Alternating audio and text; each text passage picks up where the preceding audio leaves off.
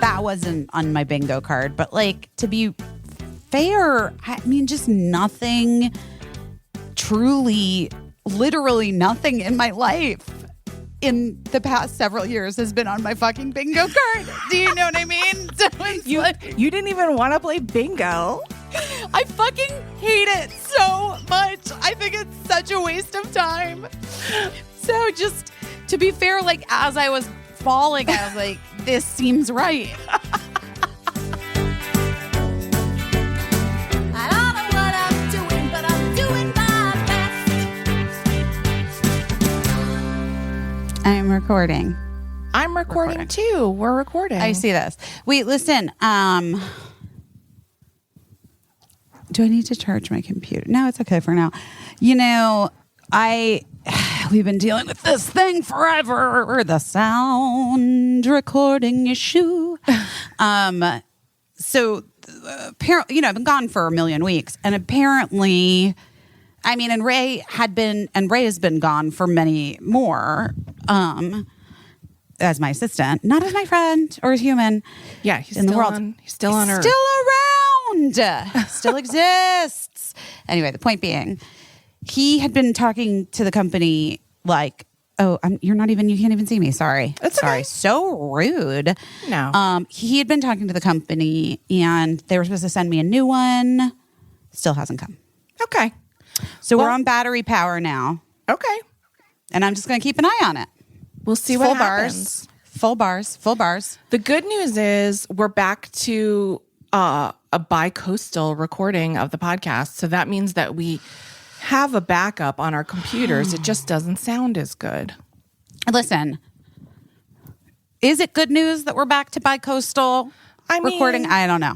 I don't know. It's good news, bad news, but that's the good news is that we have like a backup track in the event that your very fragile recorder fails, which is like a thing that happens to either one of us practically every week. Basically every episode. It used to happen to Shantira. I miss Shantira. I was about to say that. I miss Shantira because I feel like it's like one of those, it's like symbiosis. Like someone always has to have some audio issue. Yeah. And it used to always And- be her. It was always Shantira, but now it's just a real crapshoot. And she, like, when she stopped doing the podcast, she gave me all of her equipment in case we ever needed it for something, even though it was faulty. And I feel like somehow that infected my equipment and Well, you know spread how to like yours. I don't know. I'm like not great with, you know, anything. Stuff. Anything. I was just going to say anything. Just anything. I don't think that's true, but Well, it's not true. How's it going? How's it going, Casey? What's going on? what's going on? are you doing? I'm good. I got my haircut this week. I think it's a fine line between like a chic short haircut and a Karen hairdo. You know what I mean? I think it's all in the way that you dress. Is it? It You know could what I mean? be. It could be. Yeah, because I feel like haircut plus outfit equals Karen vibes. Yeah, I Guys, get it. I deeply apologize to any good Karens out there. Yeah, like my mother-in-law, Karen. She's the best Karen that I know. Oh. And I know a lot of good Karens. And as a child, my imaginary cousin was also named Karen. I had everybody has an imaginary friend. I had an imaginary Sure. cousin. Mine was named Derry Shaxson. Have we never talked about this? Derry Shaxson? What about Derry Shaxson? I don't know. That was just who my imaginary best friend was, Derry Shaxson. I talked about him a lot. And recently, not that recently, in the past 7 years, maybe, who fucking knows? What is time?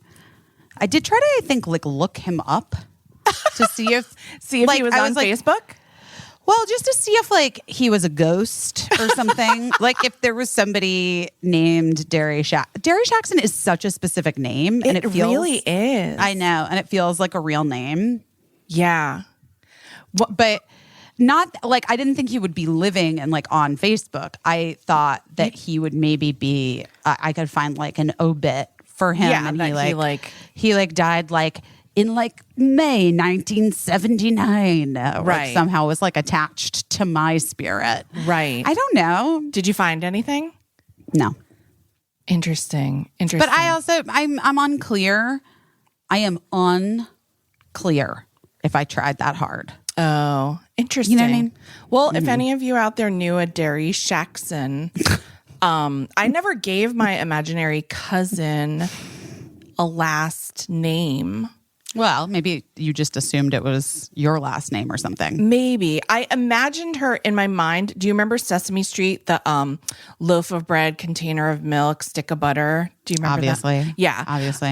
That's in my mind what I pictured her to look like. Does anyone have that tattooed? Oh, Because that's that would be a fucking great tattoo. That's a good one. And her mom was a so loaf cool. of bread, a container of milk, and a stick of butter. Stick of butter. But it's stick of butter. Because she had like a little New York accent. Yes. Yeah. A loaf of bread, a container of milk, and a stick of butter. I love it. Anyway, that's who I imagined my imaginary cousin to be. And I think that this is how I remember it. Is that I loved that little girl. I loved her little dress. I love that she was allowed to independently go to the grocery store and even like had responsibilities, which LOL. Of course. LOL, the things we think are so cool when we're little kids. Yes. But I think that I talked about my imaginary cousin in a way like she was real. And I said, I kept talking about my cousin Karen. And my mom was like, "You don't have a cousin Karen." And I was like, "No, I do. She's real." And then my Nana, who we lived with, was like, "Actually, you do have a cousin Karen. She lives in Alaska, and I think I have a photo of her." And it was like a second or third cousin who lived in Alaska, and she showed me her photo, and she was just like, I want to say she was like an adult woman science teacher. Great. But I was bummed, obviously, that it wasn't the little girl from Sesame Street. And I never met my real cousin Karen, but I hung out with my imaginary cousin Karen a lot. That's really cool. Be fun if we could still have imaginary friends. I mean, I feel like I kind of do. I feel like I have.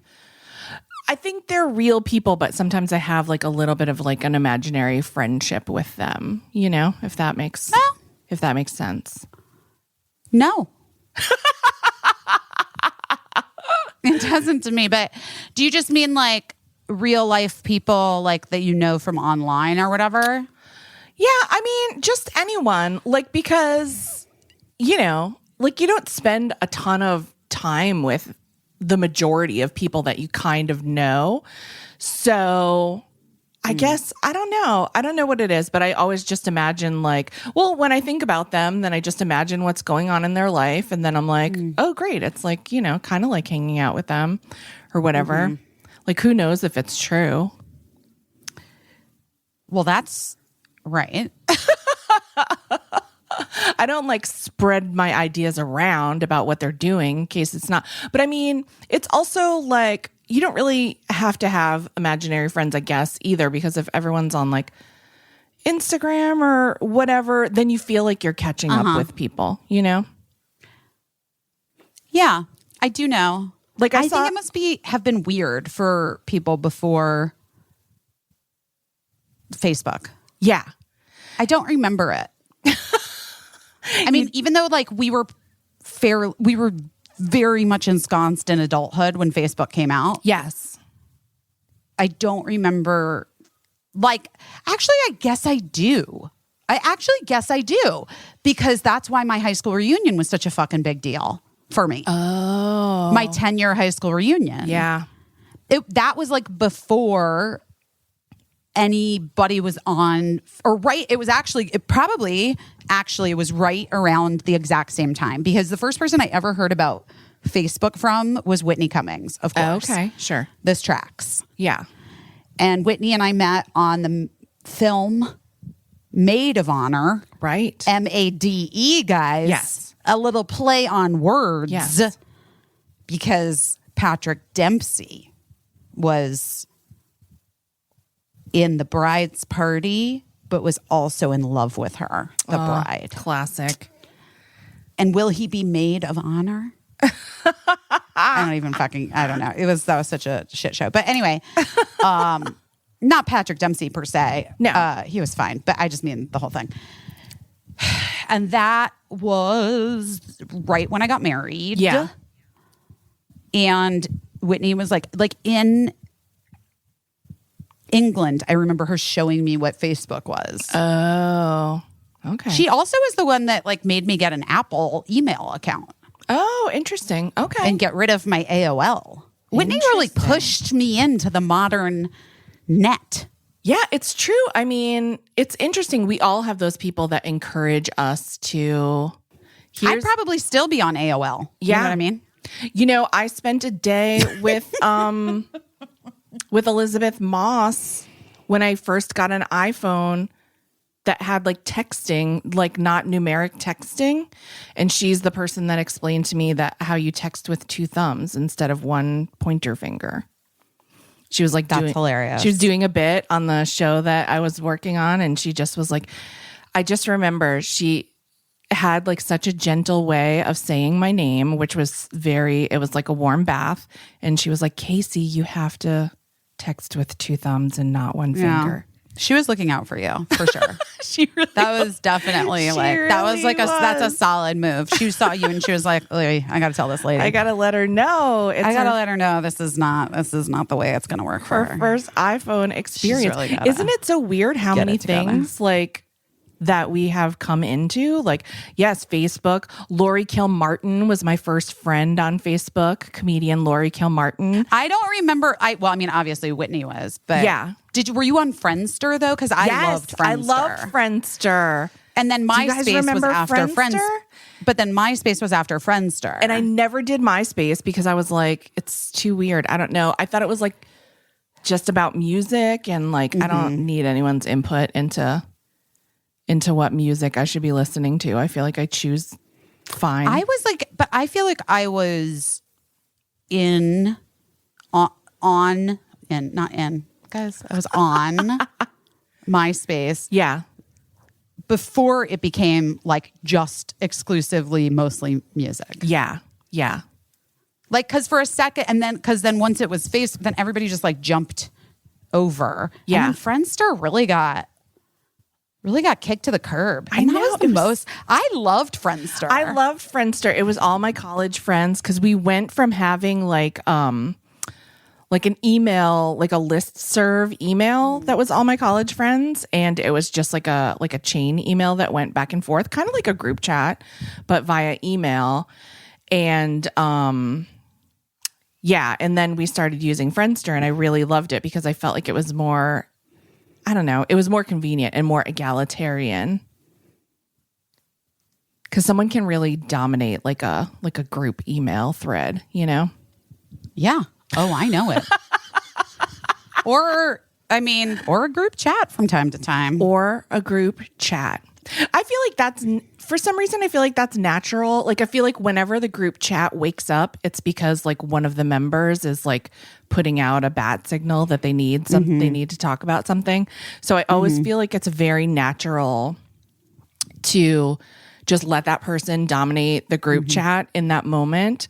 And then I even feel like even if you have something that you need to talk about too, like at the same time, or that's like happening, I feel like you have to like allow a little bit of a grace period between when that person's like moment on the floor wraps up. Then you have to like get a snack, and then maybe you can like, if the moment's right, you can dive back in with what you need. I think that's true. Guys, I want to just quickly say, because some of you might be too young or / too old. Sorry. You might be. To explain real fast what Friendster was. Friendster was a social network before Facebook.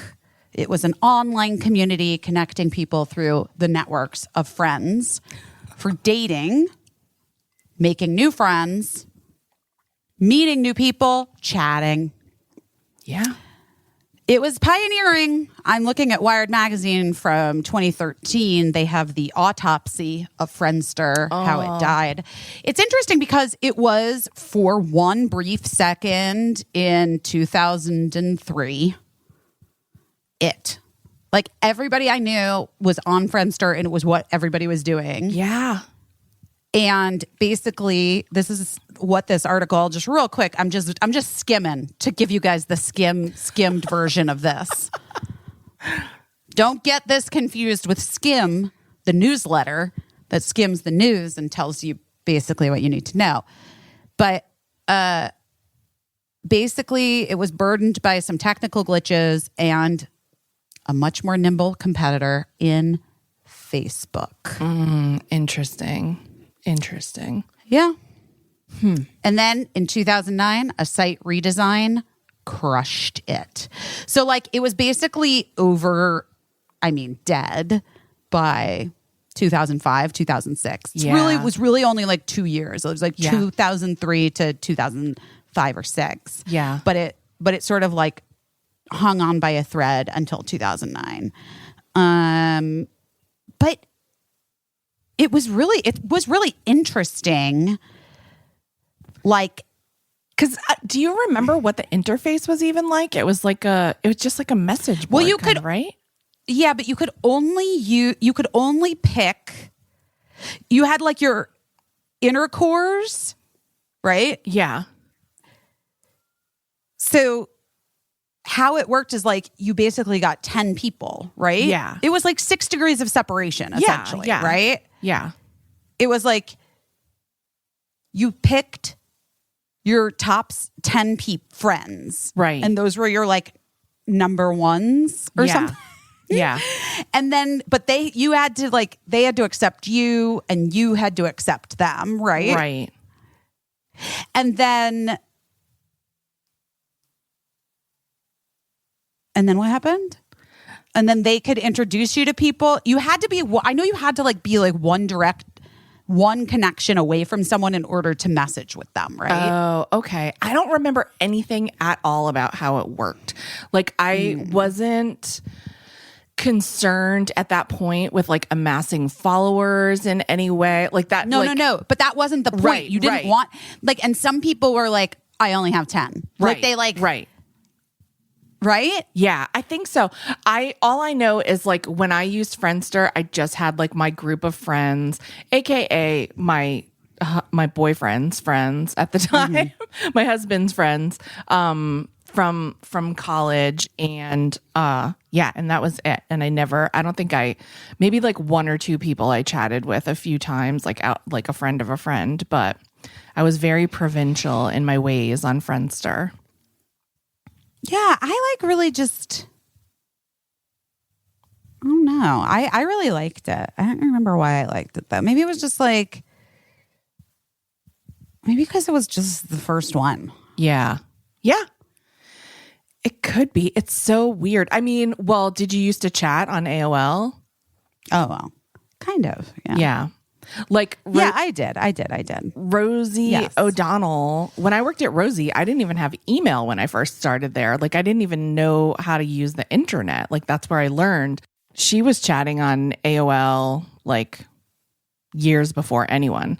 Like, she was talking to people online and being like, "Oh, I'm talking to this kid that lives in such and such a place." It was kind of wild.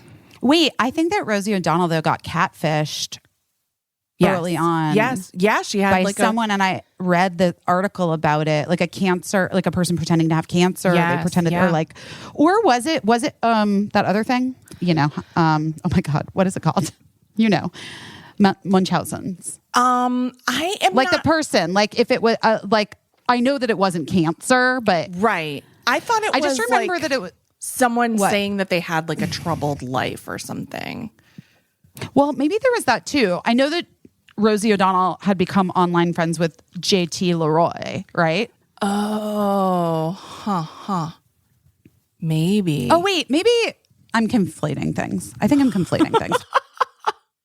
Yeah, Rosie wrote a book about it called Find Me. Part memoir, interesting. part mystery, a compelling tale that will break readers' hearts even as it heals them. Sure. It was a New York Times bestseller. Aren't we all? And, aren't we all? I'm not, but Not with that attitude.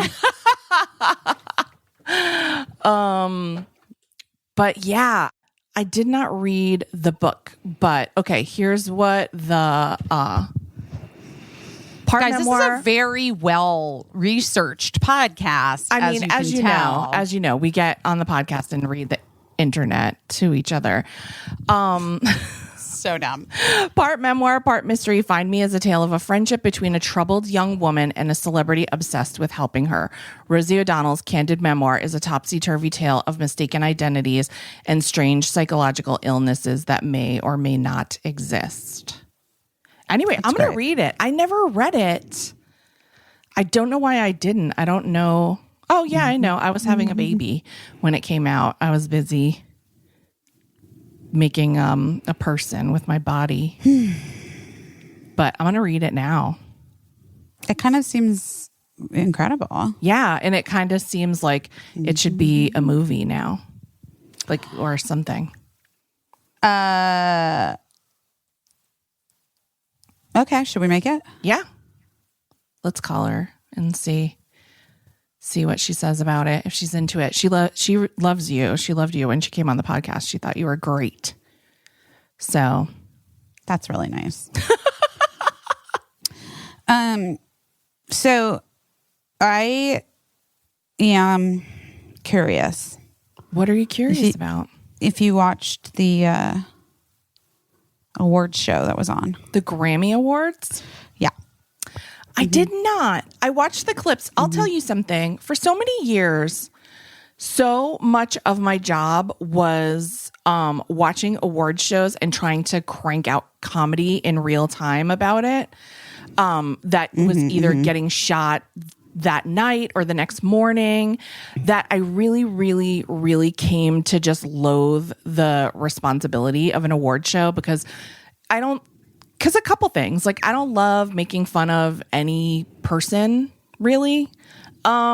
Even if they're rich and famous and like we think they're entitled and they don't deserve the things that they're getting or whatever. Like it's just, that's not my style of comedy or like making observations on something that is very repetitious in my opinion. Like award shows I find to be very repetitious and it's just, and I don't know. Anyway, long story long, I don't really ever watch award shows now because like I'm not getting paid for it and it just still brings me back to when I had to. It's so interesting that you say that about the like that it's just like about making fun of people when the Yeah. like the roasting. Yeah. Like I just wonder if like our collectively, because of the like trauma that we've all sort of endured in the last couple years. Yeah. I don't know if we talked about this after the Oscars or at all. Yeah. I think we did. I mean, we did. talked about the roasting. No, I know. Yeah. But like if we talked about the fact that like I think everybody's just like over it. Nobody wants to do it, see it or do it anymore. Because I don't think like my takeaway, I didn't watch the Grammys either. Yeah. Because again, I'm like I don't know. I'm still having some issues. my disconnect with the world. Like I was going to post, like I posted a photo of Gina yesterday. I can't I'm having a hard time. Like I can't post anything on the internet and I can't because I am just like, but also just like, I also am not going to like, I can't post the like photos from that I'm seeing from Ukraine. You know what I mean? Like, right. I don't want to do like that's, I'm not, I can't, that is so disturbing, like so upsetting to me and so disturbing to me. And like, I understand why people are like posting a lot of the photos that they're posting on Instagram. But at the same time, like, I don't know. It all feels like such a weird like fucked up disconnect to me, like where it's like, oh my God, that joke is so funny, that cat is so cute, that baby with the information written on its back in case the parents are murdered is really fucked up and is now seared into my brain. And 47 people I know posted it, and like just it's like, oh, that girl looked so pretty, my friend looked so pretty at the awards ceremony, the dead bodies in the mass grave, and okay, that's okay. Right. I heard it. I don't fucking know. Right. And how do you react to it? I think it's like, and I think, not to put words in your mouth, but you can. It's fine.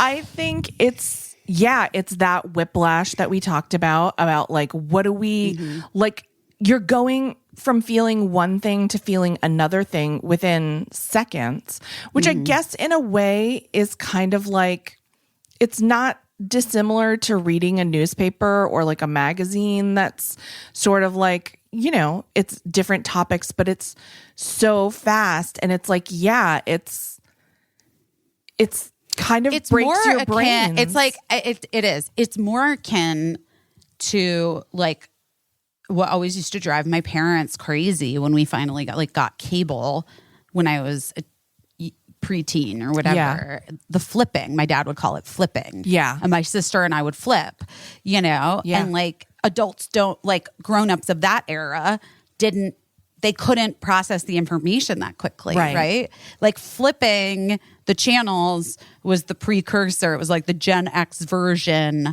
of what these TikTok kids are able to do and swipe and like all that stuff. Right.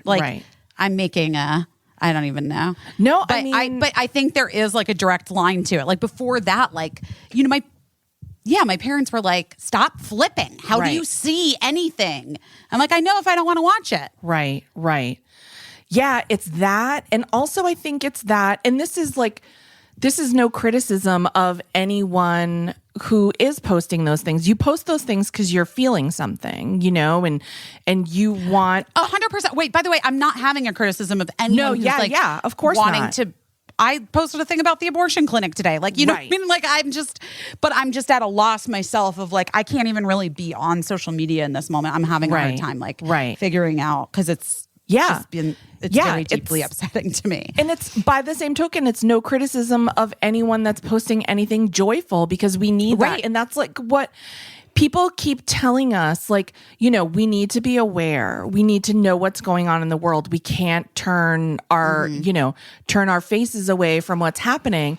But then people are also saying, but you need to find joy and you need to find peacefulness where you can. And, you know. But I also the wall that I keep hitting too is like, oh no, it's very clear. It's been clear from a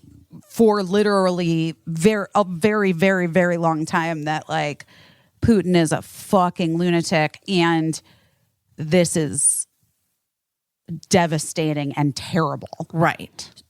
What the fuck am I supposed, like, what can I do about it? Right. I mean, like, I'm donating, I'm giving money to, World Central Kitchen and, Save the Children and like all of those.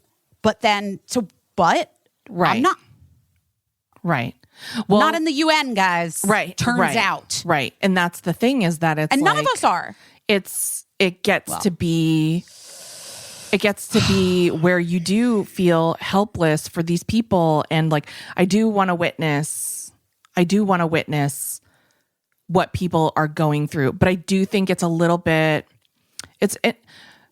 you know who I'm about to bring up, but Prince would mention this all the time about certain things that you're not meant to see, or that you're not meant to see at a certain time. And I wouldn't go so far as to say I'm not meant to see these things, but I will say that I think there is something to going from Oscar gown to tragic photo without preparing yourself in any way in between is doing something to us. Like it's doing something to us, just like, you don't mix other things, like it's just, I think Quaaludes and rum. Yeah, exactly. You don't. I don't know. And I don't know. I don't even know what Quaaludes are. Nobody Like, I does. It's like the truly most mentioned drug, and I don't. Because it's a great name. Yeah, it's a great name, and like, but I don't think anyone my age or below is clear on what Quaaludes do.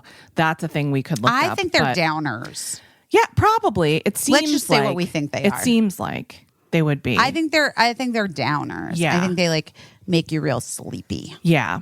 So anyway, I just think that it is like it's fun to go fast in a car, but when you slam on the brakes, that hurts. You know what I mean? Like that does something to you. And I think that that's what we're like. I think it just does something to you, and I'm not sure what it is. And I think I don't think we even really know yet. right, If I'm being real. we probably don't really know yet. And my worry is that it makes people numb to everything, like unable to see the beauty in anything and unable to care about the tragedy in anything. Yeah, but I do think that you're right. I think we don't know what it does yet, but I can feel that it does something to me because, because like I can feel it when I'm flipping through Instagram, which I normally do as like a reward or to like decompress or whatever. And then you happen on something that like stops you dead in your tracks. And it should evoke a really visceral response in you.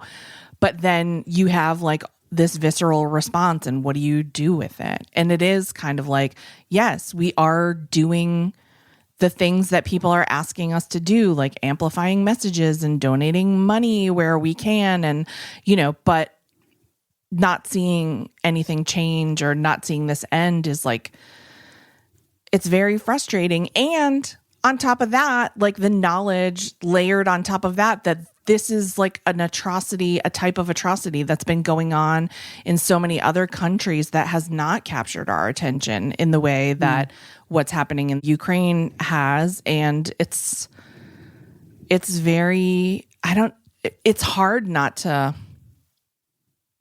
hard not to just feel like your parts are gonna fly apart into the universe, I think Gina's depressed too, just FYI. Oh no. Why do you think that? Just your mood. I don't know. I just can tell. Did I ever tell you the story about someone that I knew that felt that her cat was depressed and she brought her to a cat psychic and it was like, have you been dressing this cat up in costumes? And she was No. like, yeah. No. And she was like, he hates it. Don't do Stop. it. Don't do it. Oh my God. Wait, by the way, where's that psychic? That pet psychic? That's like an amazing pet psychic. Although, or if we looked it up, is that like the number one thing that people do that like Probably. bugs animals? Or Here's what I'm something? gonna say. Like, the The- worst thing you can do for your animal. The Venn Dress them up in diagram of costumes. people that would bring their pet to a psychic and people who would dress their pet Right, in exactly. costumes. That's right. We need the Venn diagram. Probably a complete circle. Rasa, Rasa, we love Rasa. We I love Rasa. routines. We love to stay routine with Rasa. I love that. You guys, That's a very we really like jazzy- it. Yeah, I love it. I devoted a section of my kitchen, like I reorganized my kitchen and I devoted a whole section to like a Rasa station. I like just I like all of it. I like that it's like sort of like loose leaf situation. You Yeah. pour it in, you add the water, and it's like you get to do a little French press vibe with it. A little ritual. For those who don't know, we've talked about it a million times on the podcast, but Rasa is an adaptogenic herbal coffee alternative that energizes from herbs and mushrooms instead of caffeine. Well, I love that. Yes.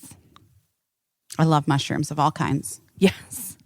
I really do. I'm a person that loves a fungi. And not just a fun guy. Not a fun guy, a fungi. Agreed. But I like Rasa in the afternoon, especially, oh my gosh, when we were I can't drink coffee in the afternoon because Right. I am the person that will like be up until 4 a.m. and I'll be like, Right. I don't understand why I can't sleep. And then I remember the 3 p.m. latte. So that ship sailed. I'm Yeah. not doing that anymore to myself. But the Rasa blend, I like I do the cacao blend, Oh, right. like a little healthy hot chocolate in the afternoon. Yeah. And I was doing that during the move, and I was getting the boost of energy and then didn't have like a crash and didn't have trouble going to sleep. Right. That was how it was working into my routine.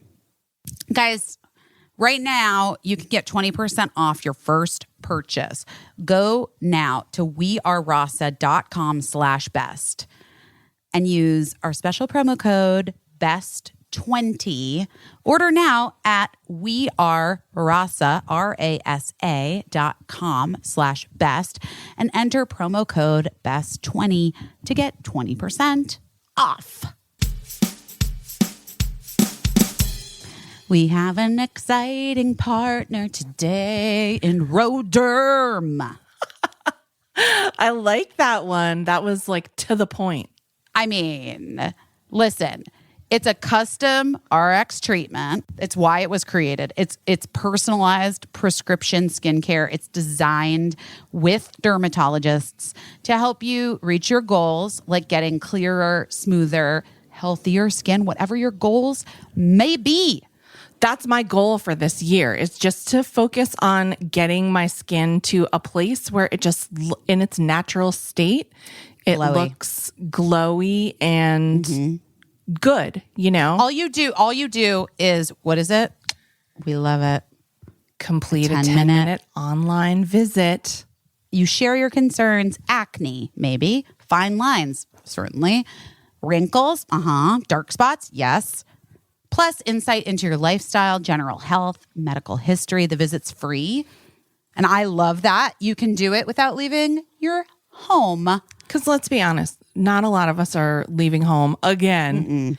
If it is needed and appropriate, a U.S. licensed healthcare professional will prescribe a custom RX treatment that makes sense for your skin.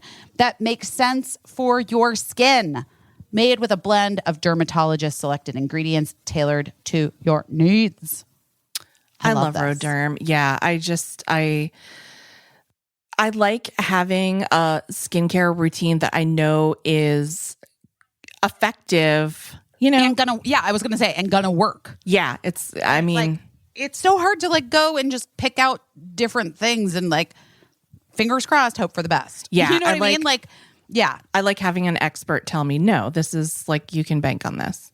So right now, new members will receive a 30-day trial of custom RX treatment plus Roderm's hydrating cleanser and protecting SPF lotion for just $5 when you go to roderm.com/best. Shipping is free, and you'll get free and unlimited follow-ups with your healthcare provider to support you throughout your skincare journey. If you're prescribed, you get your first month of custom RX treatment plus Roderm's hydrating cleanser and protecting SPF lotion for just $5. Go to roderm.com/best. roderm.com/best. Speaking of not anything having to do with this, I did watch most of Bad Vegan for you. Oh, I watched it. No, I know. That's what I'm saying for you. Oh, I 'cause thought you were saying you were watching it so I wouldn't have to. But No. I had my mean, birthday party at that restaurant. okay, wow. That's major. That's major. I don't even know why. We must have been vegan for that week or something. I don't know. I Or it was just don't- a very cool restaurant. I Maybe you were don't- just excited to go there. Yeah, maybe. It was also or it was yeah, because it was very hip and It was an people, it was experience. new. Yeah, it was celebrity a new hotspot. thing. Yeah. What is a contusion? A contusion is I believe it is an injury that doesn't necessarily break your skin. Like a bruise is a contusion. What happens if you, for instance, slipped in the shower of your rental place in Los Angeles and like almost killed yourself falling out of the shower, but then at the last minute kind of like stopped yourself and partially stopped yourself with the top of your foot. And that was like almost 2 weeks ago. And now it's like 2 hard bumps. Oh my God. On the top of my foot. What does that mean? Did we ever, that's, probably a contusion, but did we ever but it's talk okay. about I'm not gonna how die, right? I hurt myself at your birthday party in Mexico? You and I did, I think. No? I hurt myself getting into the tub because remember at the place that we yes. Well, you stayed in I remember this. You stayed in a different kind of place, but But I've stayed in those rooms there. Yeah, in the room that I had, you know how like the shower is right just there, like in the bathroom, and then there's a tub. So Matt must have showered ahead of me, and I was like, I'm going to take a nice bath in the tub. Nothing scarier. Nothing scarier. But the floor was wet. So when I was getting into the tub, which is quite tall, and even though I am of average height, my legs are very short. So anything that requires like sure-leggedness is very dangerous for me. So I was like trying to get into the tub and like my foot didn't reach all the way down into the bottom of the really deep tub. And my other foot slipped on the wet floor and I banged the inside of my thigh on the whatever.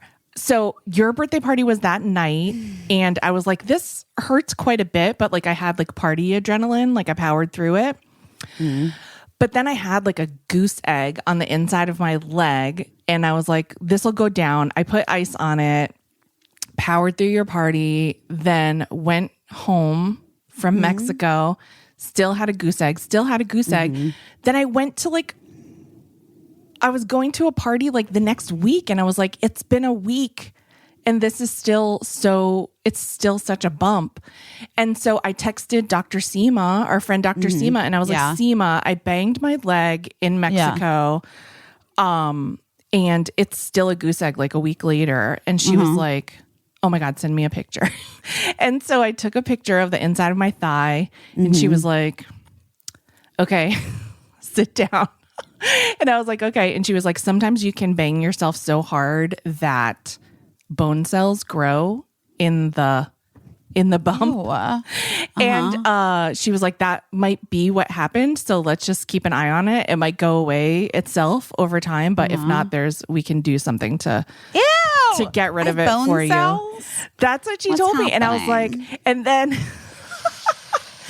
this is the perfect ending to that conversation from Dr. Seema. She was like, so try not to worry about it too much. I know that it hurts. I know that it's freaking you out, but thank you for sending me that picture. I wish I could touch it.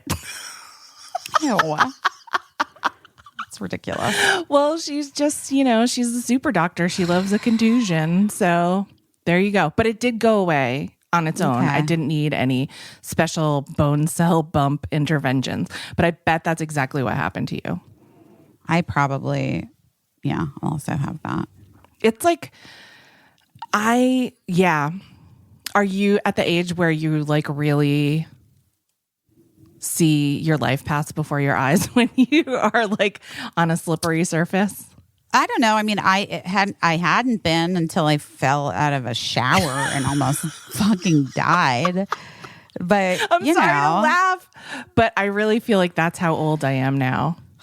I mean, no, I'm just saying it was like, it was shocking. Like I just that wasn't on my bingo card, but like to be fair, I mean, just nothing truly, literally nothing in my life in the past several years has been on my fucking bingo card. Do you know what I mean? So you didn't even want to play bingo. I fucking hate it so much. I think it's such a waste of time. So like, so just to be fair, like as I was falling, I was like, this seems right. Like this feels like, oh my God. Sure. And thank God, like I am, because I've fallen so much, because I'm relatively super clumsy. Yes, which to be fair to you, and I hope you don't mind me saying, but I think that's part of your diagnosis and your profile. It is. It's probably to be like physically It is. Birdie has it too. And Uncoordinated, yes. but you and I have talked about it too, Yes. because like when Birdie was little, it was like Birdie would like be standing somewhere and then would just be on the ground. Yes. And I would be like, how? Yeah. How? My son Of was course, like that too, and I always thought I it was know. a bit. A bit or fake. Yeah. And of course, not recognizing myself in that, Right. like an idiot. Right. But like thinking that I had a little kid that was like throwing themselves to the ground to like get attention. When Right. in fact, like Birdie has the exact, Birdie is their mother, whether they like it or not.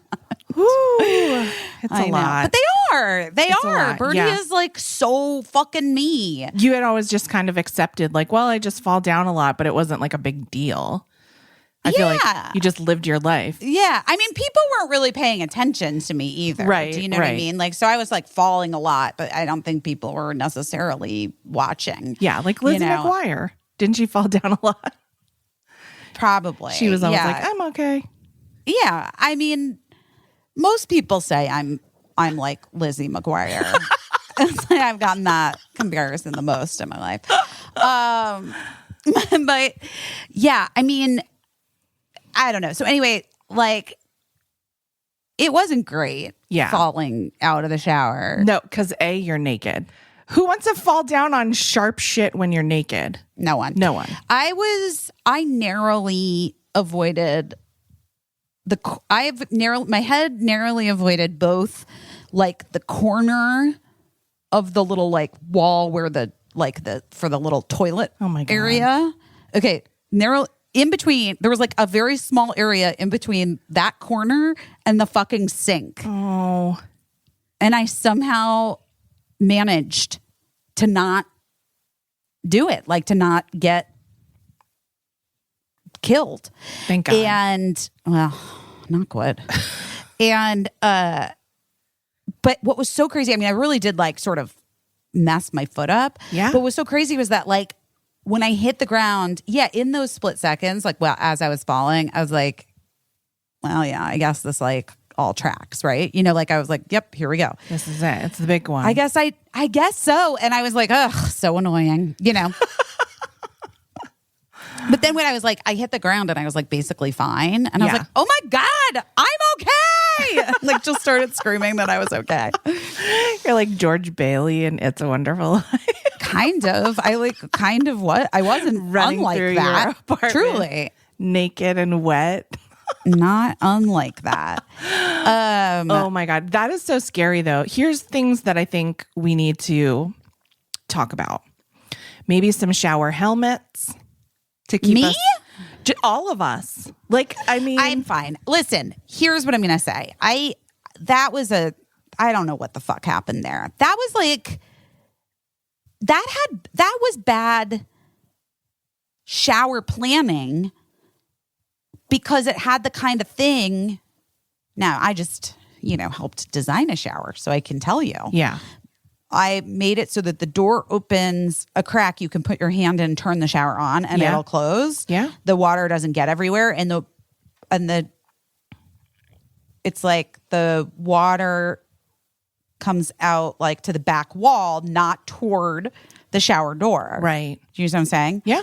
The shower in the place where I was renting in Los Angeles, they had put the plumbing basically directly across from the door. Right. So you have to it's- open the door, step in, turn on get the sprayed in water, the face. get sprayed all over your body with freezing cold water. Yeah. That was why I almost kicked it. But I'm I'm glad. just saying, I don't know if we need helmets. We just need to be thoughtful in the way that we design our showers. You might not need a helmet, but I just feel like, I don't know. Talk to me in 5 years and we'll see how you're feeling. I feel like a helmet that I wear, take off to wash my hair, and then put it right back on as soon as I'm done washing my hair, that could save my life. I also feel like I want to go back to like those sticky flowers that used to be on your bathtub floor. Like, did you ever have those? Did you ever? No, you didn't. But Your yeah, mom. no, but wait, no, but we didn't. But I did have something kind of like, I had something in Birdie's shower. Yeah. Because obviously. Yeah. What was that? They were cute. I don't know. There's companies. They make them. Yeah, they make cute. them. They make them. And they're not flowers, but they are cute. I like the vintage textured flower decals, but I'll take anything. I just want to stay upright in my shower. You could probably just make them. Probably. I bet you there's a way to make them. Yeah, I'm sure. But I have like, the trick I learned in television and film is that whenever you get a new pair of shoes, unless they're like tennis shoes, you just take a knife and you like scratch a crosshatch into the bottom. Yeah. There you go. So that they're not super slippery. Yeah. Yeah. We used to, when I was in not drum and bugle corps, but winter color guard, we used to wear ballet slippers on gym floors and they were really slippery. And so I used to just soak mine in the sink and wear them wet because they were like a little. That's actually hilarious. But you can like, it's called scoring. You can score the bottom of any shoe. You can score anything that you need to have a little grippy texture. That's the secret to glue on nails too. If you do press on nails, I'm going to trust that I don't need to go to the doctor about my foot bumps. I think you've had enough bruises maybe at this time in your life where you can see if it's progressing in the normal stages. But I will say, and this is again based on no medical knowledge whatsoever, Seema, if you're listening, tell us if we're wrong. If it feels hot or you feel sick at all, then it's been weeks. I know, but I'm just telling you, like if, I mean, I don't even understand. Like, no, it doesn't feel hot, but like, I mean, I just feel terrible constantly right now. So yeah, it's hard to tell like, if it's like your foot injury or just it's not. I just life. am like, yeah. Yeah. I'm not doing great, I'm going to say. I'm sorry for that. It's okay. I mean, I tried to do some meditation stuff last night. I'm trying to, I do have perspective. I do. And I have and I'm grateful for so much. And like, that is a thing that helps, know? But it also goes to show that even everything in your life can look amazing to someone on the outside. And sometimes just the way that your brain is working, it doesn't matter. Yeah. It's just, it's all been a lot, huh? Yeah, just everywhere for everyone. And yeah. Well,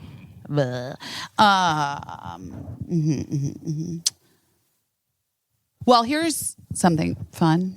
Yeah, tell me something fun. I canceled my knee surgery this morning. Oh, you did? Mm-hmm. Okay. You decided that I'm going to hold a beat. Okay. I've been working out more. And moving forward with ease. Even though Louise Hay is a problematic lady. I don't know. Guys, feel free to give me a new thing. Like I move forward. No, I don't know. Whatever. It worked. That worked for me. So I'm just going to keep doing that. Yeah. Wait, I can give you a new one. Okay. Say to yourself, bang, bang, choo-choo train, come on, busy, do your thing. No. Absolutely fucking not. No. Not even. No. Not ever. Never. Okay. Well, stick with your problematic. It was an idea, I guess. It was an idea. It was a pitch. So you're not going to do the surgery right now? I'm going to hold off. I'm holding off. That makes sense. I mean, I think that you got all the information possible. I got lots of info. Yeah. And I think that part of holding off on the surgery for the time being is that I did realize that no matter what, I don't really want to be in New York recovering from this, from a surgery. Right. Like, I don't know. Yeah. I just don't. Before you recover, you have to get like Oculus virtual reality goggles so that you can be wherever you want to be. I mean, or I don't know. Maybe you're right. I mean, it depends. I guess if I end up I don't fucking you guys. I don't know. I'm sick of talking about myself. Everything is what it is. There is no perfect answer for you. There is no perfect answer for you. There isn't. Whenever anyone says "for you" now, I think of that Anna Dalvey. Did you watch that one? Did you watch? I didn't. Anyway, she says, "I have no time for this. I have no time for you." And that's what I think of whenever anyone says "for you" now. There is no perfect answer for you. Did people? I mean, who knows? There's too much fucking TV and stuff. There's so You know? much. There's so much. I have a list of everything I need to watch, and I'll never get to it. But I'm happy to have something to go to instead of flipping, as your parents did not enjoy. Flipping. Because if I don't go into it with a plan, I will just flip around and then I'll just watch a Dateline I saw 6 times. And nothing wrong with that. It's just that there's things that I want to watch. So I have to, I have to plan everything. How's that going? How's everything going over there? Good. I've been trying to like get out and walk around my neighborhood a little bit every day, which I know I mentioned before. I'm taking a new medicine that I guess kind of like makes me constipated. Sorry. Spoiler. No. Warning. I don't know if this kind of stuff grosses you out. Spoiler alert. But I was like, so I was like eating everything I'm supposed to eat and like trying to get like extra fiber and stuff. And like the salad bar is popping in the fridge. So, Sure. But I'm just chalking it up to this medication is making me like a little constipated. And so I've been I was like, oh, I'll like go out for a walk because, we talked about like how Target always makes you have to go. And I was like, it can't be Target. It has to be like the walking around, like in the middle of the day when you ordinarily would be seated at a desk. Yeah. I think that's right. Yeah. So anyway, I've just been trying to do that. And How's that been going? I mean, I literally almost pooped my entire neighborhood the other day. I was like, So it turns out you did just need to walk. yeah, I mean, like I think it was something about like the middle of the dayness. Again, like if I walk in the morning, that's normal. It doesn't do anything. Walk at night, normal. It doesn't do anything. But like the other day, I don't know, Eli was like, I'm going to go out and clean out your car, which was so nice of him. And I was like, oh, okay, I'm going to go out and go for a walk because I don't have anything going on and I need to get like my guts moving. I didn't tell him that. I just was thinking that. And then I was walking and like, so I live on that cul-de-sac, which and then there's like another little cul-de-sac and then like a further cul-de-sac. And I was like, that's like a nice walk. Like if those 3 connecting little blocks, like little cul-de-sacs or whatever.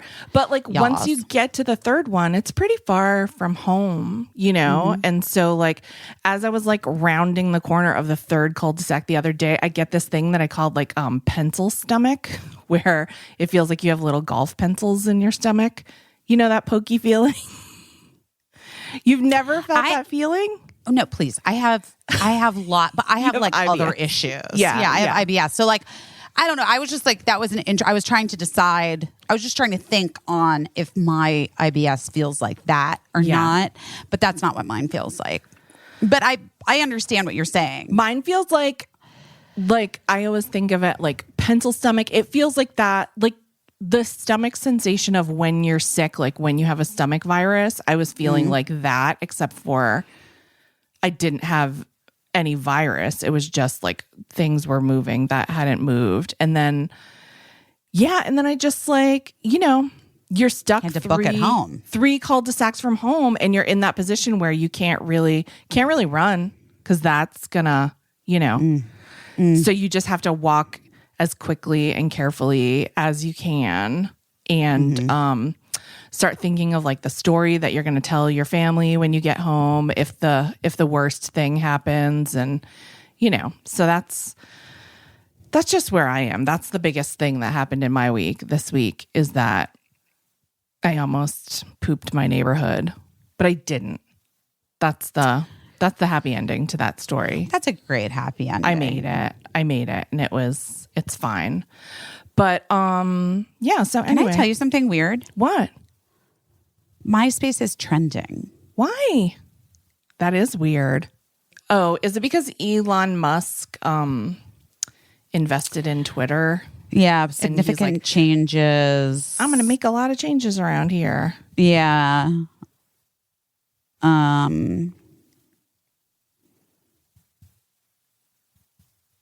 But I'm confused. What is that? What does MySpace have to do with it? Just that he's lame. Are people and saying so that they're they'll like, go back to MySpace or whatever?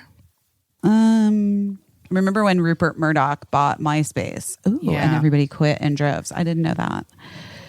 I don't remember the MySpace stuff. What either. the downfall of MySpace was? Yeah. Yeah, I think it's mostly people saying, I think it's time for you and I to start our network. yeah, I mean, Let's do it. we have a healthy Facebook group, which obviously depends on Facebook. No, but let's get rid of it. Let's just we got to start. Like I'm saying, we got to start. How do we start our own platform? What do we just do? How do we do our own social networking platform, Casey? Well, We have a name and we have a site, right? So what do we need next? Someone? Anyone? You want to help us today? Yeah. Who knows? Help us out. Who knows what to do? I think what we're learning is that it's easier said than done, right? Because Donald Trump's Truth Social is a big bomb. It's not great. Yeah, but we're not. I mean, that's rude. First of all, of you. I mean, we're not they have different goals. Yeah. Yeah. Yeah. Also, I would say that our connecting people on their group chats worked out real well. That worked out very well, I will say. So and it's ongoing. Casey, yeah. So Casey, hello. Guys, what would you pay for that? $1? Actually, wait, I'm sorry. What am I even talking about? If we sell ads for things that we just really like, Yeah. It's free. why not, guys? It would be free. That's free. And then but like, what does it cost? What does it cost? What does it cost? It's a really good question. I feel like we must know someone who knows, but I don't know. I don't know either. You know someone who knows. You must. It could be like it's a different version of the thing that we were initially sort of trying to do. Yeah. You know what I mean? Yeah. I feel like the great Anil Dash would know. Anil, are you listening? I love that guy. He's like a tech genius, but he has a heart of gold. All right, listen. Guys, this is all I want to say. I got into tennis before tennis was cool. Did you? Moot made that quill. Moot made that. Yes, dude. I've never heard of tennis. Fuck you. By the way, I was posting about fucking tennis, and then all of a sudden, every fucking motherfucker up in everywhere has like their cute tennis. Couldn't buy a cute tennis bag, Casey. It's Didn't true. exist. It's true. Didn't fucking exist. All of a sudden, everyone I know, I think I'm going to start playing tennis. Interesting. Where'd you get that idea? Have you ever played before? No. Me neither, Interesting. till I was 40. We know how the Instagram stories went. Yeah, it's true. Sure. It's true. Okay. Yeah. Tennis. Got that. Moot's blanket. Yes. Moot made that fucking blanket in 1980. I think my mom actually made that blanket. But it's Really? Moot's. It was, I don't know. Barb, check in on Facebook. Barb will tell you the whole story. She I posted the think- pattern for it on Facebook. See, I think that it was like my Moot. I don't know. We have my mom and Moot both could make granny squares like Yeah. that, like or whatever they're called, cathedral window. They're not exactly whatever. Yeah. But like I think I'm unclear if the one that was the inspiration was Moot's for me or my mom made for maybe one of my kids. But in any case, Moot made one for me. Right. My mom my mom made Birdie like the daisy blanket, which is really cute. Oh, that's really nice. Maybe that's our next thing. Maybe I'm calling daisies, motherfuckers. But listen, here's all I'm saying. Get on board, invest. As we said the other day. You don't have to invest. You're a real Here's what's gonna faith happen. popcorn. Here's what I'm gonna say. We're gonna release this podcast per the sketch. And 21 minutes later, a new social networking site will be announced. It's a collaboration of Aubrey Plaza, Reese Witherspoon, the Williams sisters, and Natalie Portman. And probably funded by Whitney Cummings. Because Funded she's by Whitney Cummings. business lady. And listen. But then, like, if you trace it back, it's really like Elon Musk. And that will be announced, and everyone we know will already have known about it and be inaugural members of it. Somehow you and I did not get the invite, did not get the email. Nonetheless, it's a great idea. It's a great idea. What if we didn't have I guess you have to have, what if, could Cricket code this? You know what I mean? Sure. Probably. Let's be real. Probably. We don't know her capabilities at this point. No. I mean, The I'm shit gonna she say can build on Roblox? Come on. I'm sure she probably can. I tried to make an app one time. I think I've talked about it on this podcast. The Do I Look Good in This Color app.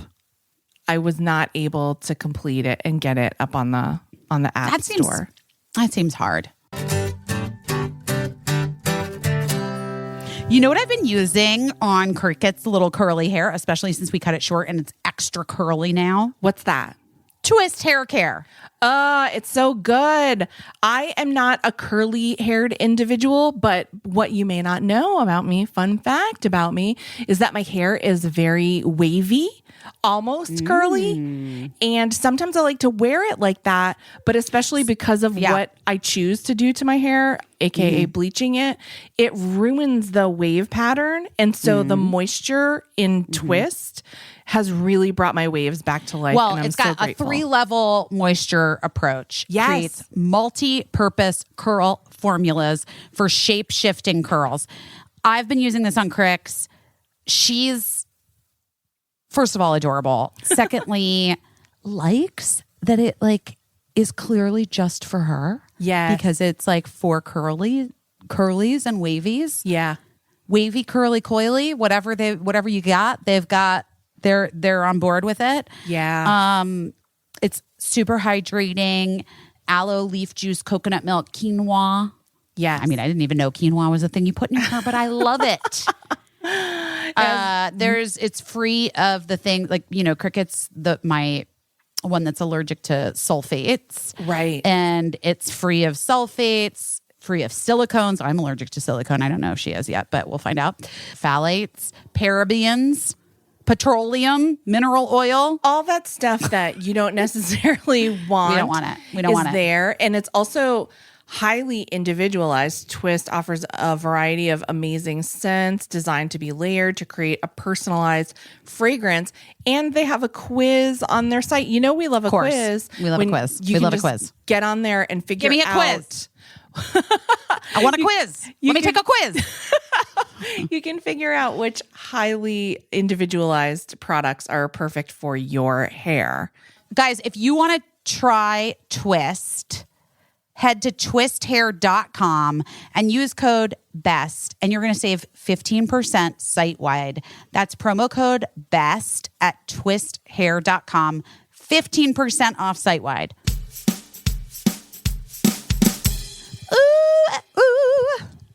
Ooh, upstart. I don't know, guys. I'm trying. Listen, if you're carrying a credit balance month after month, it can feel like you're in a never-ending cycle of debt. I was there once. Yes. It was a disaster. You always feel guilty. You feel shame. I don't want you to feel shame. Upstart can help you make that final payment so you can just get ahead and get over it and move on.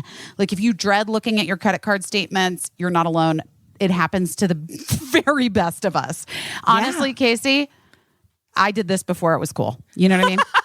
I had too much credit debt way before everybody else was doing Everybody it. else was doing it. But yes. listen, that's actually not true. This is just a thing that happens that so many Americans go through, and especially in the last couple of years, guys. I mean, You're just trying to make it work. Experienced, a lot of financial hardship.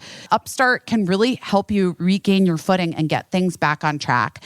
It's a fast and easy way to pay off your debt with a personal loan, and it's done all online. Whether you're paying off credit cards or consolidating high interest debt or funding personal expenses, over 500,000 people have used Upstart to get one fixed monthly payment. Upstart knows you're more than just your credit score, and it is expanding access to affordable credit. Unlike other lenders, Upstart considers your income and your current employment and finds you a smarter rate for your loan. There's a 5-minute online rate check, and you can see your rate up front for loans between $1,000 to $50,000. You can receive funds as fast as one business day after accepting your loan. Find out how Upstart can lower your monthly payments today when you go to upstart.com/best. That's upstart.com/best. Don't forget to use our URL to let them know we sent you and we get credit for it. We love you so much. Loan amounts will be determined based on your credit, income, and certain other information provided in your loan application. I tried to say that fast like a professional, like on a commercial. Go to upstart.com. Guys, upstart.com/best.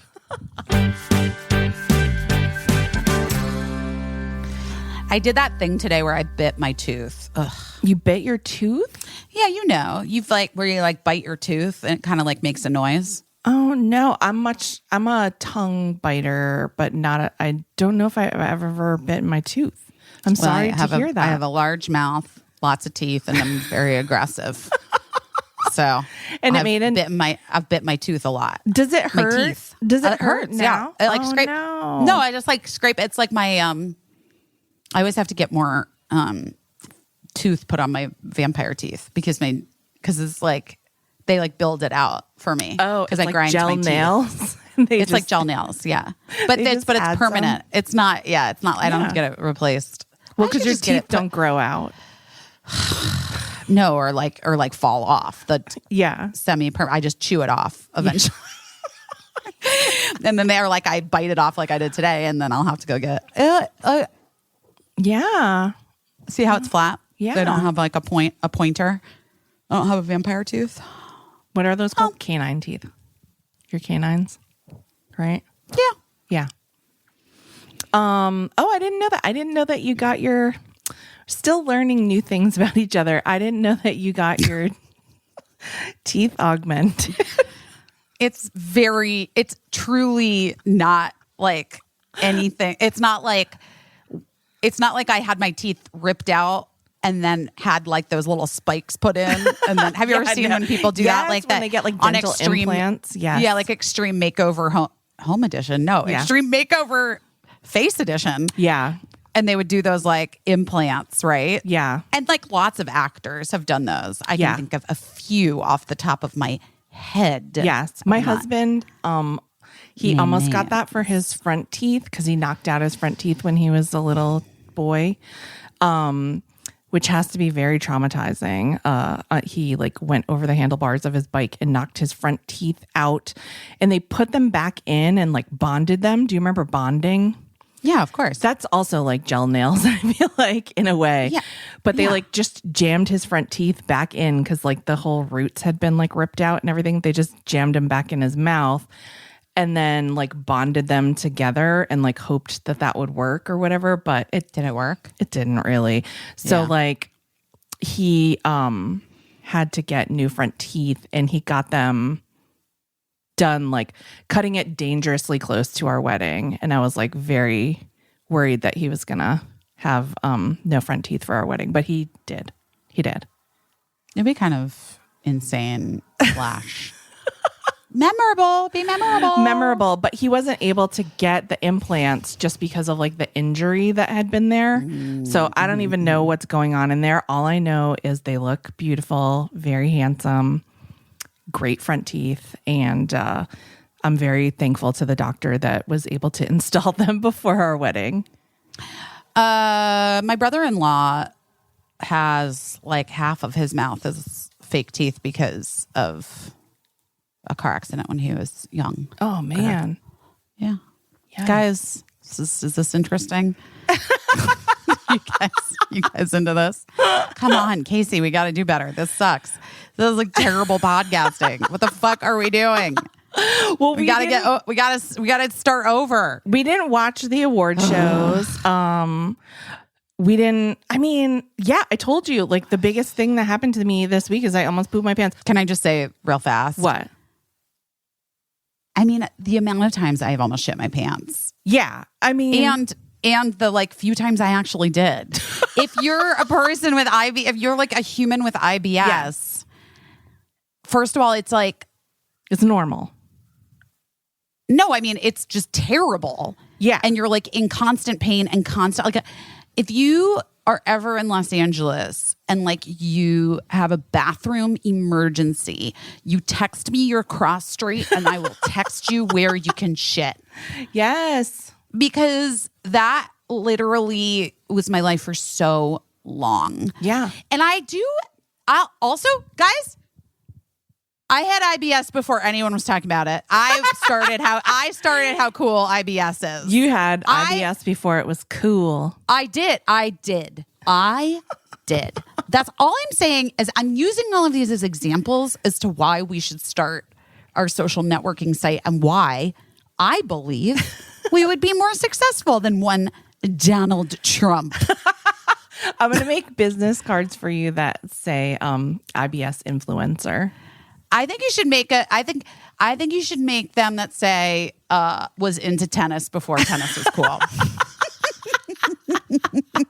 Got into tennis before tennis was cool. Oh my gosh. Tennis was like literally not on any fucking fancy radar. Yeah. And then I was like, you know what? I've always wanted to learn how to play tennis. And lo and behold, every bitch in this fucking country. You guys, you know, I'm a little bit like Chris losing my Everett shit, Lloyd's so. going to be like, I mean,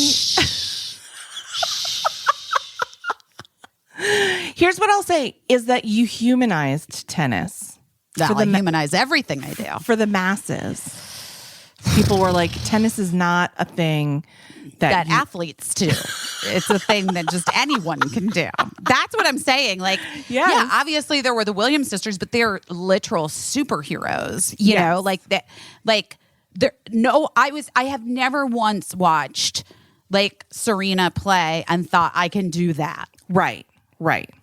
But what I did think was like, I bet I would look cute in tennis clothes. I'm not even kidding. And slash, I think it would feel really good to like hit things. Yes. And like get a smoothie after. That's it. That was my train of thought. That's what you've popularized. Well, and then people were like, oh my God, wait, I don't have to be Serena. Exactly. I don't have to be Chris Everett. I can just look cute, hit a ball a couple times, and then go get a margarita. Oh my God. You don't have to be Yvonne Goolagong. Do you know who that is? No, but I love that name. Yvonne Goolagong, I don't know where she was a tennis star, but when I was a little kid, she had a clothing line at Sears. And I just remember that I really wanted some Yvonne Goolagong clothes from Sears, and I had like a little. I was really waiting for it. I was like, She you was wanted Australian. She was Australian, and she had some togs that were available at Sears. And then one year I got like I was mostly hand-me-down clothes kid, right? Because we didn't have a ton of money. But so one year I don't know what the bottoms were, but I got an Yvonne Goolagong like yellow stripe tennis shirt, like polo shirt. And I wore it all summer, probably every day, way too many times. And then I put it away in my drawer for the cool months, for the cooler months. And then when I went to go get it again, like the next spring, it had been eaten and pooped on by mice. I'm sorry. It was so That sucks. it was so sad, and it was just like really it was a real bummer. And but also then I knew that mice were able to get into my drawer, and I knew they had to be around somewhere. That's what happens when you grow up on a farm, in a farm area. In a farm area. Cows around. Cows in the swimming pool, mice in the drawers, rats in the basement, all good Bats stuff. in the belfry. Bats, probably so many bats in the belfry. Wasps. One time wasps built a nest in my dad's pants when they were hanging on the clothesline, and Okay. that was a whole insane. Wait, what were we saying? Okay. Oh, anyway, you don't have to be Serena or Yvonne Goolagong. You don't have to have a top from Sears. No. And even though I'm like not playing tennis anymore, because I'm currently focusing on the new thing, the social media app that I'm developing. The social networking site that I'm developing that's going to replace Facebook and Twitter. Casey's a part of it too, but I'm really the vision. Yeah, sure. She's more there to be like, I don't know if that's going to work. Listen, But I think any of these things could work. Of course you do. Yeah. You were there Yeah. for a minute. We had a talk show. We did it. All right, listen to me. Yes. I forgot what I was going to say. I really believe in this idea. I really do. That there could be a better social media future. I think we could do it. I think you and I. Yeah, I think so. Well, here's what I will say about you and I is that I think you and I, this is going to sound like I'm insulting us and I'm insulting everyone who cares about us. I'm already excited. I'm already excited. I'm already excited about this one. But I think that one thing that's positive about you and I is that we have embraced our failures. We've embraced like starting small, and just being there with the people that want to be there with you, and and like sticking with that. And I think that's good. I don't think a lot of people do that. I think a lot of people always want to make a killing and make a huge splash. And if 5 million people had watched our late night show, I guess they would have had to let us stay on television. But that's not where we were, that's not, by the way, that's not where any late night show is really, especially ones that are on smaller cable networks or whatever. But that being said, we stuck and we made a show for the people that were there, and that's how I feel about the podcast too. Are we Joe Rogan? No, not at all. Who is that? Not even close. Exactly. Who is that? I don't know him. And, but we're making this podcast for the people that are here. And so for the people, you're the people. And every week, a handful more of people are like, oh, I just found this podcast. I just discovered this week. I don't know how people are finding it because we don't really have a team that helps people. A team in or or a network or A budget. a budget or distribution. Right. So everybody that has come here and that has found this podcast has made an effort. Bless your hearts. They've put Bless in your hearts. an effort. And Truly. anyone that is finding it now, that's because of like, I don't even know what, like divine intervention. So I think that's where we could have an advantage. Like, like remember when I sent you that thing that my friend had sent to me about like having 1,000 fans or whatever? Like it was like, I think starting small and or like even staying small is like, I don't Where know. it's at. It's where for it's at. us. Like we have so many friends who like they should be 1,000,000 times more famous than they are, right? Well, thank you, Casey. But like, I just, it's never been. I'm kidding. No, but you and like, we know so many people that like just should be more, I don't want to say famous, but like more successful. Like you're just rooting for them and they have all the talent and all the everything. And for whatever reason, I don't know. But like, what are you going to do then? What then? What do you do? I don't know. I mean, I would hope enjoy it, but Yeah. You're not going to like go back and like, or maybe you might, but most people aren't going to like go back and become a psychologist or whatever. You know what I mean? Like they're going to just keep at it and live in that space. And like the amazing, my friend Ed is now about to be a therapist. well, he's a really special case. I mean, he's, True. yeah, That's true. he's remarkable, in many ways. But I'm sad. I wish he could make more music. I love Yeah. his music. It's really, I mean, well, that's an interesting thing, that like Hollywood break. Most of the people that you would like recognize in a grocery store here in Los Angeles and be like, oh, I know you from that show. Oh, you were on Friends like 8 times or whatever. That person's not rich. And they're like hoping to get like a nasal spray commercial or whatever, We've just- definitely talked about this before. Yeah. Yeah. And I feel like it's a thing that you have to keep saying because people like still always think, I don't Yeah. know. Or a lot Yes. of times. A lot Yes. of times. Yeah, I mean, well, like people think if I know a lot of people understand this, but a lot of people I think still don't. Like most people that write a book, like unless they're a huge, massively best-selling author, like you only get like $10,000 or $20,000, $50,000 to write that book that takes you like 1 or 2 or 3 years to write. You know what I mean? Like that's what your advance is. And same thing with like, people that are on TV pretty regularly, but they're just making like a kind of regular living, Wait, I listened to a podcast. I know, shocking.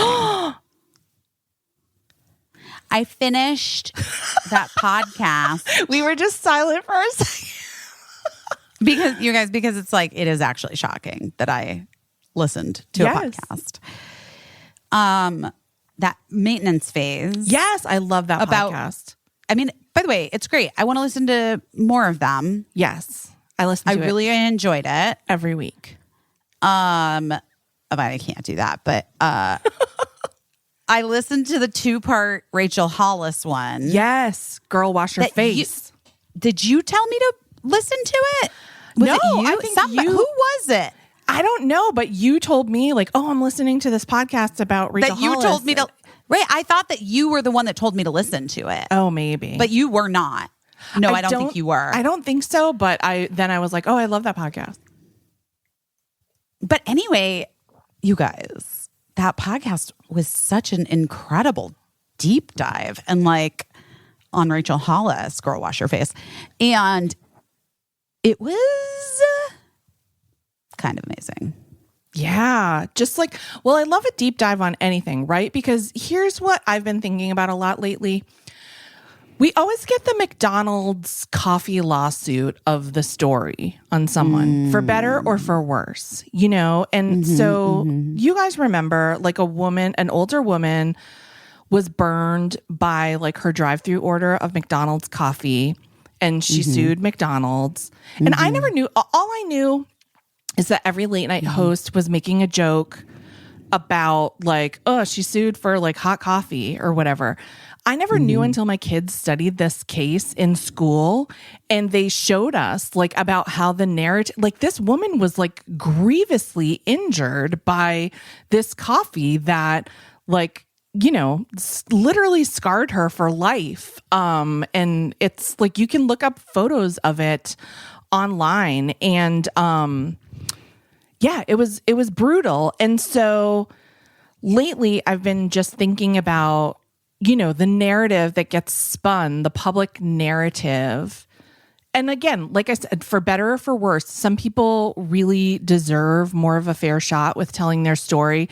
Some people kind of like the headline is what it is, but not very often. There's usually more to it, and there's usually more meat to the story. But I just feel Agreed. like we've been getting the McDonald's lawsuit headline about everything. And so like, even though I don't know that, I think I still have the same thoughts about Rachel Hollis that I did based on like what I thought I knew about her. It was interesting to find out so much more about her on that maintenance phase episode.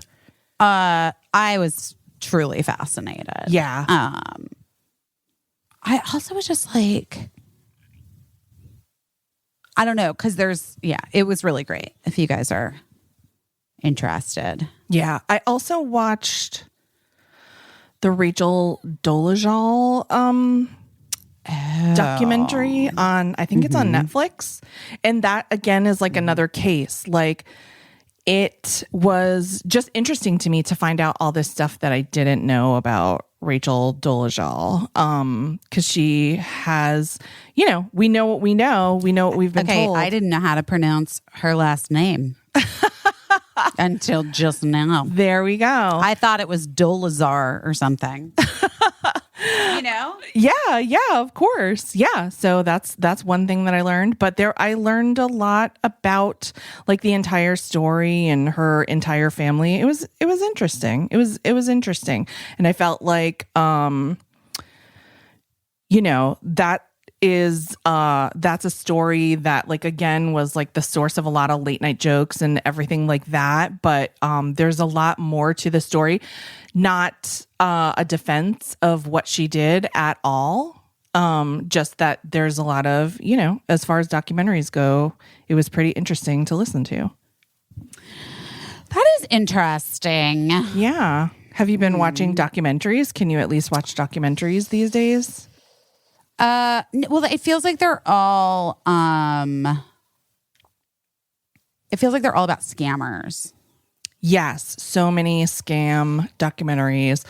Bad Vegan, which I felt like almost was, I was talking to our friend Janie. I felt like it was a scam, but it also had like cult tactics involved. Did you feel like that? Yeah, for sure. Because- I mean, I don't understand. I don't know. I mean, that woman had magical thinking to begin with. Yes. Like, she was definitely, I mean, but a little bit, don't we all? But she Yeah. was like, I mean, and by we all, I mean me. Don't I? All. You wouldn't give someone money that told you that they could make your dog immortal, would you? Maybe you might. You might. I don't know. I'm really obsessed with Gina. So just breaking news real quick. Oklahoma lawmakers approved the near total ban on abortion. Yeah.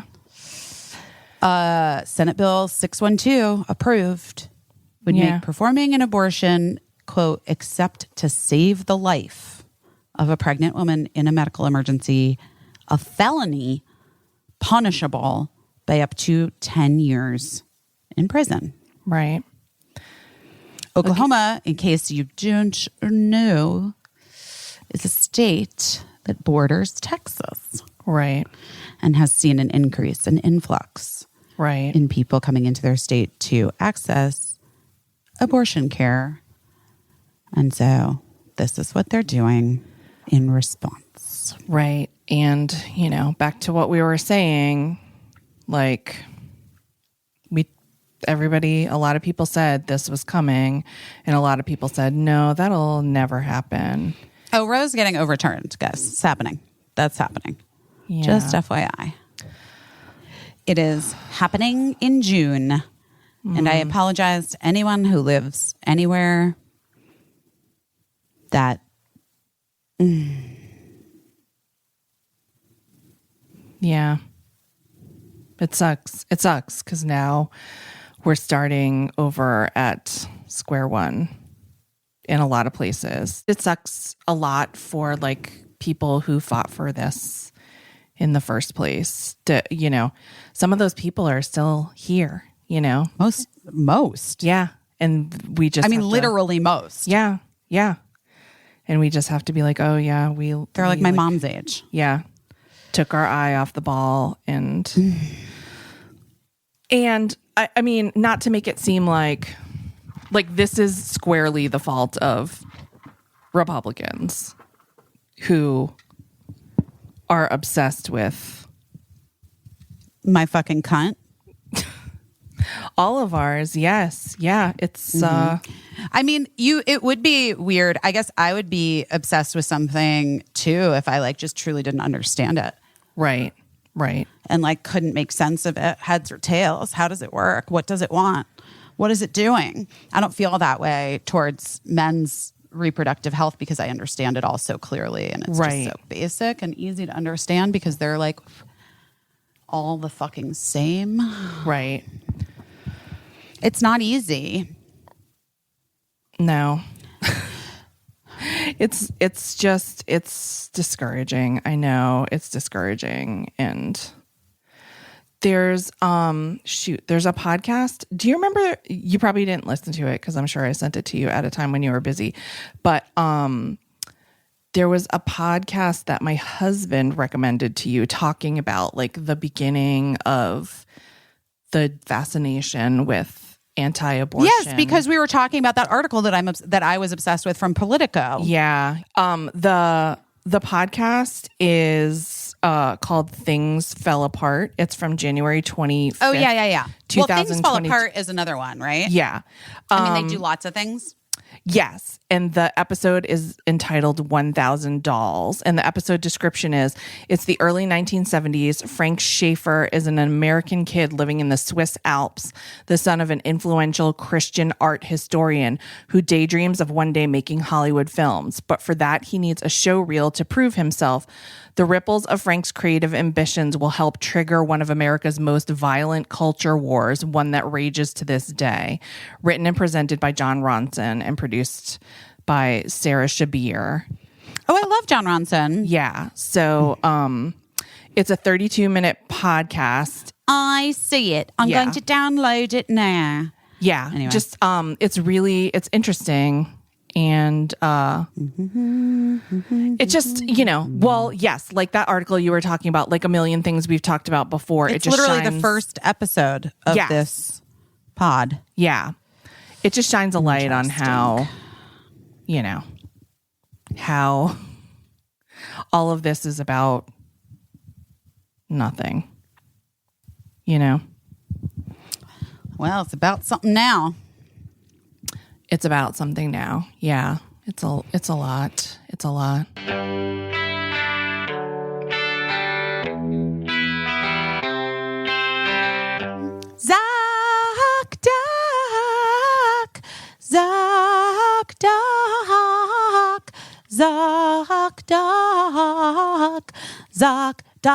Zoc, get your Zoc Doc on. Whoa. She really went for it. You went somewhere. You went to the 1950s. I was really, because that's what it was making me. I was giving like a Zoc Doc. That's what, if I worked for the agency. Yeah. If they had, I don't know if ZocDoc has commercials on TV. I don't know, but I don't watch TV with commercials. Maybe. But if they did and they hired me, I would do like a whole thing with like 50s girls singing ZocDoc. It would be real cute, guys. A doo-wop situation. Well, here's the thing. I think the reason that you're moved to sing such a great song about ZocDoc is because of how much we love it.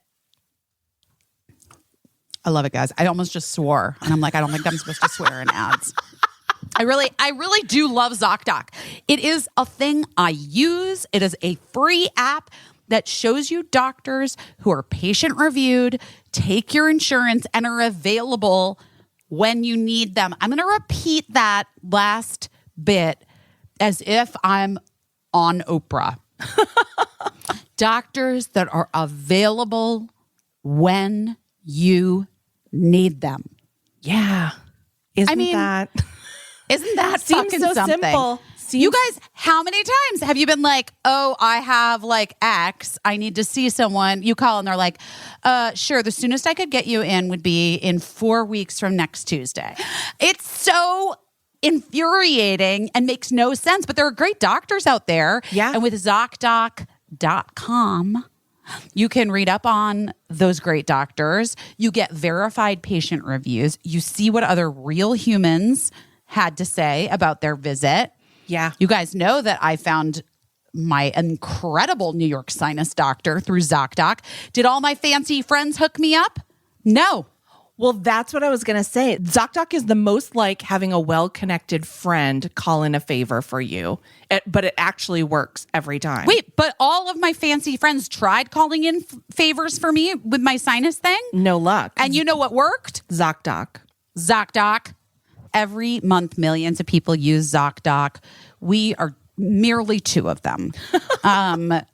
You guys, it's a very chaotic world of healthcare. ZocDoc can be your trusted guide to help you find quality doctors in a way that is very pain-free. Go to ZocDoc.com/doingherbest. Download the ZocDoc app for free, and then start your search for a top-rated doctor today.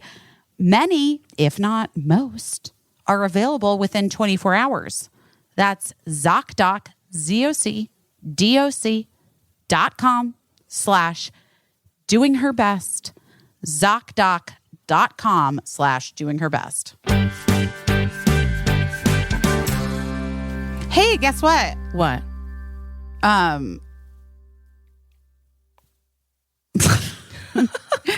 I got my illegal face laser from Europe. What? Mm-hmm.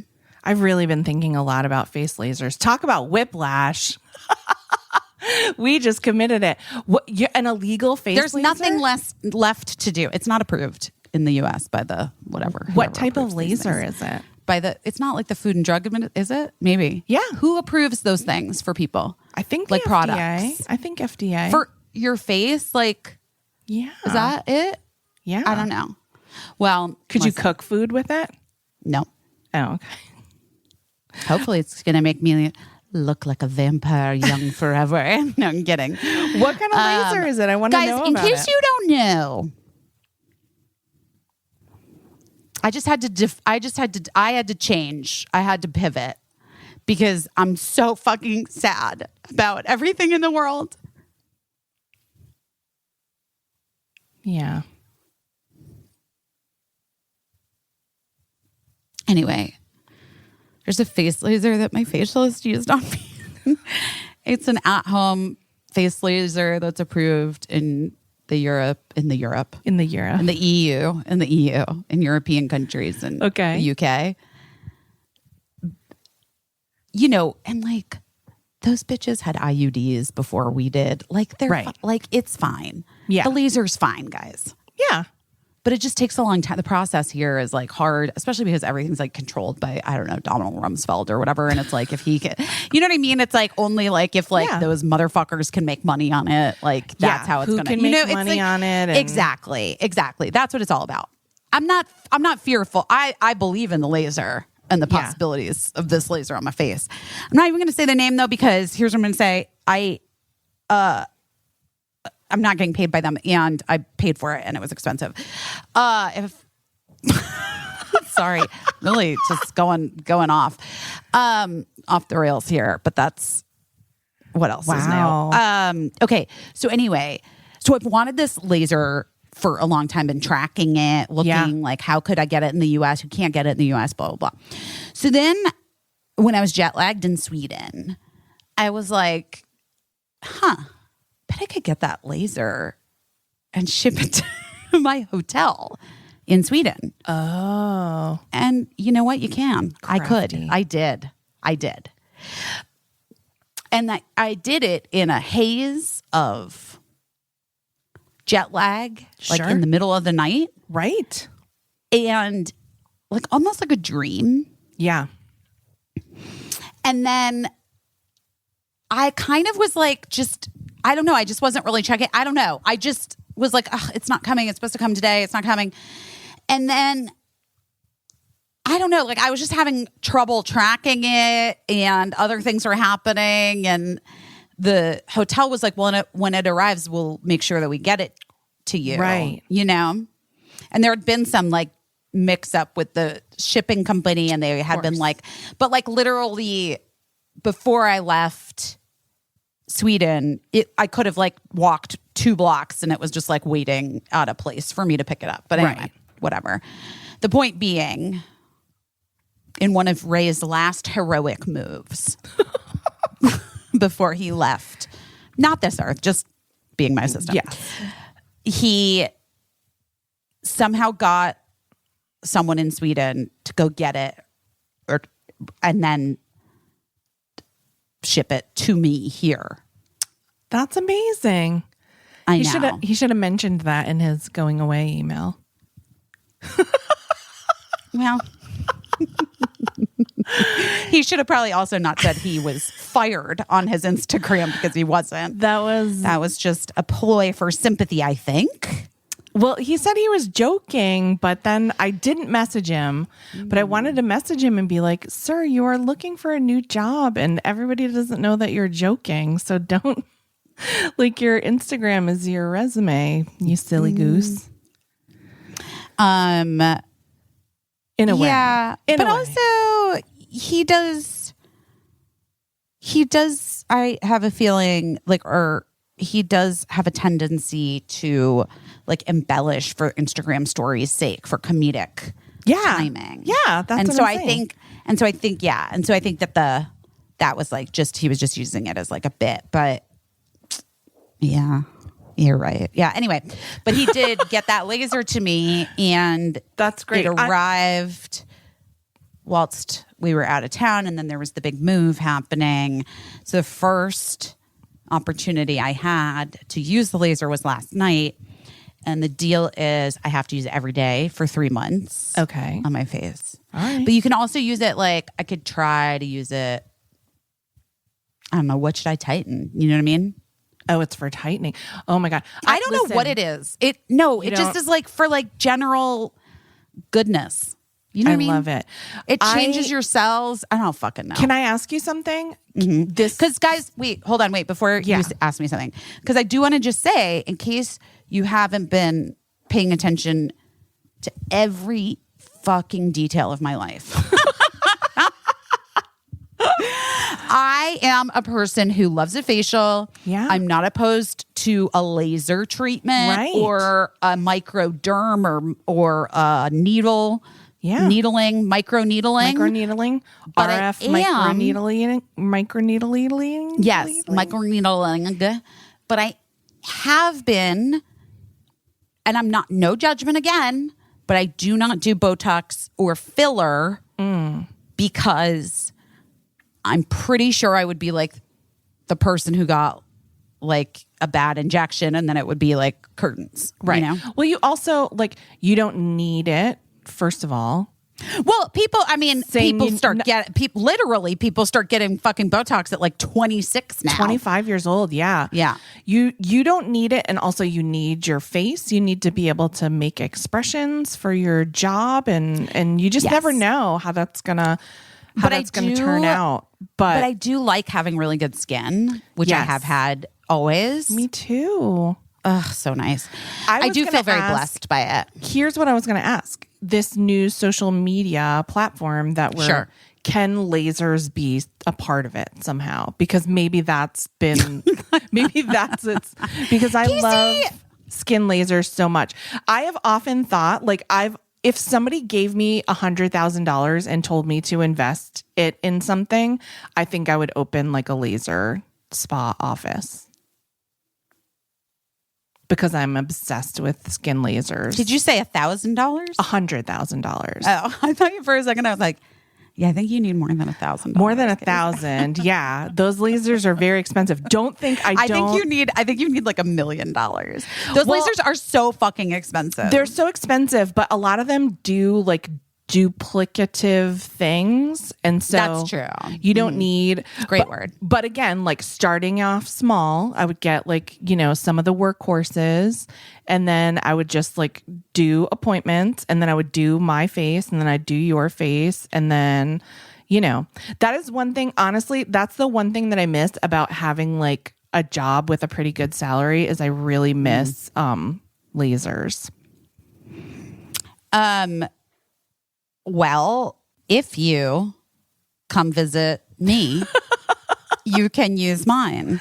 Oh, thank you. That's so nice. Yeah, I'm always trying like whatever someone recommends. I mean, I've slowed down a little bit, but like the ones that you can just get like at your favorite like cosmetic retailer or whatever, they just don't pack the punch that. Oh, I'm sorry. Wait, the LED light ones? No, like those aren't love lasers. LED lights are actually really good. Yeah. They're really good. I for, like those. Yes, reducing like redness and things like that. But no, I had like one of the first like handheld lasers that was like FDA approved for home use or whatever, or like no, it's not strong enough. It's just not. You just have to walk around constantly lasering your face, and to have it ever equal. My favorite day of my life is like when, like, because I like to get IPL photo facials because I have birthmarks on either of my cheeks that people think they're pretty big, and people think they're bruises all the time, like if they show up in a photo. And so I like to go get my whole face done because it looks good, but especially because of those, it kind of diminishes those. So anyway, I went to this spa. It was during the time of Busy Tonight, and I went to this spa and I bought like a pack of like 5 IPL facials, like go once a month for 5 months or whatever. And it was like a lady, I think she was Russian, and she did the IPL facial one time, and I like thought the results were good. And then I went back in a month, and she was like, "Did it hurt last time you got it done?" And I was like, "Oh no, not at all." And she was like, "Well, we're going to hurt you today." And like, yeah, it really did. It snapped a little. It snapped a little. But also, did you have better results though? Yeah, it looked great. Yeah, of it course. looked amazing. And like, but I had like a whole new layer of like youthful plumpness to my skin that wasn't there an hour earlier. I felt Remember when I got high and microplaned my face? Oh, and you shaved your face skin off. You were like, it was like when the Simpsons treehouse of horror, you were like turned inside out by that mist. Oh my God. I don't remember that, but I haven't watched every Simpsons episode. How are we doing here? I'm doing okay on the battery. Gina, how are you doing over there? Okay. She's good. She's doing good. She's good. She's fuzzy. She's fuzzy and cute. Hi, little one. She's a good girl. I know. Don't be depressed, Gina. Don't be depressed. What do you think is depressing her? Do you think she's just getting depressing vibes from you? Yeah, it's not your probably. fault. Yeah, no, I mean it is. I'm sure everything's my fault, but What do you think I think it's partially that. I think that like she was upstate while we were in California and like was like running free with other dogs. Yeah. And I think envisioned a life of freedom. It's like when you come home from college and you're like, I think oh my she's God, home from camp. Yeah. these squares. Yeah. I And can't she's stand like, it. oh, God. They never want to play with me. She's so mad that I ate her underwear again. I get it, but like also Gina, come on. You know better. Does she listen? Of anyone's underwear in the world that she could eat, she wants to eat yours. I mean, she'll eat anyone's. It's really, she's not there. She's got no, it's not, she is not picky. She'll eat some underwear off the street. She was, I mean, that's the best one for her. Ugh. Oh my Gross. God. Well, I was trying to make you feel better about it, but also I appreciate that you kept it real. Yeah. And maybe also the moving has been a little bit disconcerting for her. Like, I it's bet. hard for dogs, I bet. I think. Animals. Yeah. We still haven't gotten our cats back because, Where you know, those I'm cats very, at? I'm just, they're at their upstate house that they like to stay at with people. Because I get, yeah. because listen, I just get nervous. Well, when you're The- moving and you have the door opening, Yes. no way. And there's people in and out of the house. Like, pictures are still being hung, like stuff's still being done. And I can't, I just like all my worst case scenario is like cats are gone. And Yeah. like Birdie comes home from school and like, I can't. I just can't. Busy. When we moved into our loft in Brooklyn, it was a loft. It was in a factory. So like we went from having like a regular, you know, just apartment in a high rise to like a big apartment that was bigger than any house I've ever lived in or owned, with 2 floors in Brooklyn in an old factory. I was like in an old abandoned haunted factory, kind of. But anyway, my point is that we had 2 cats at the time.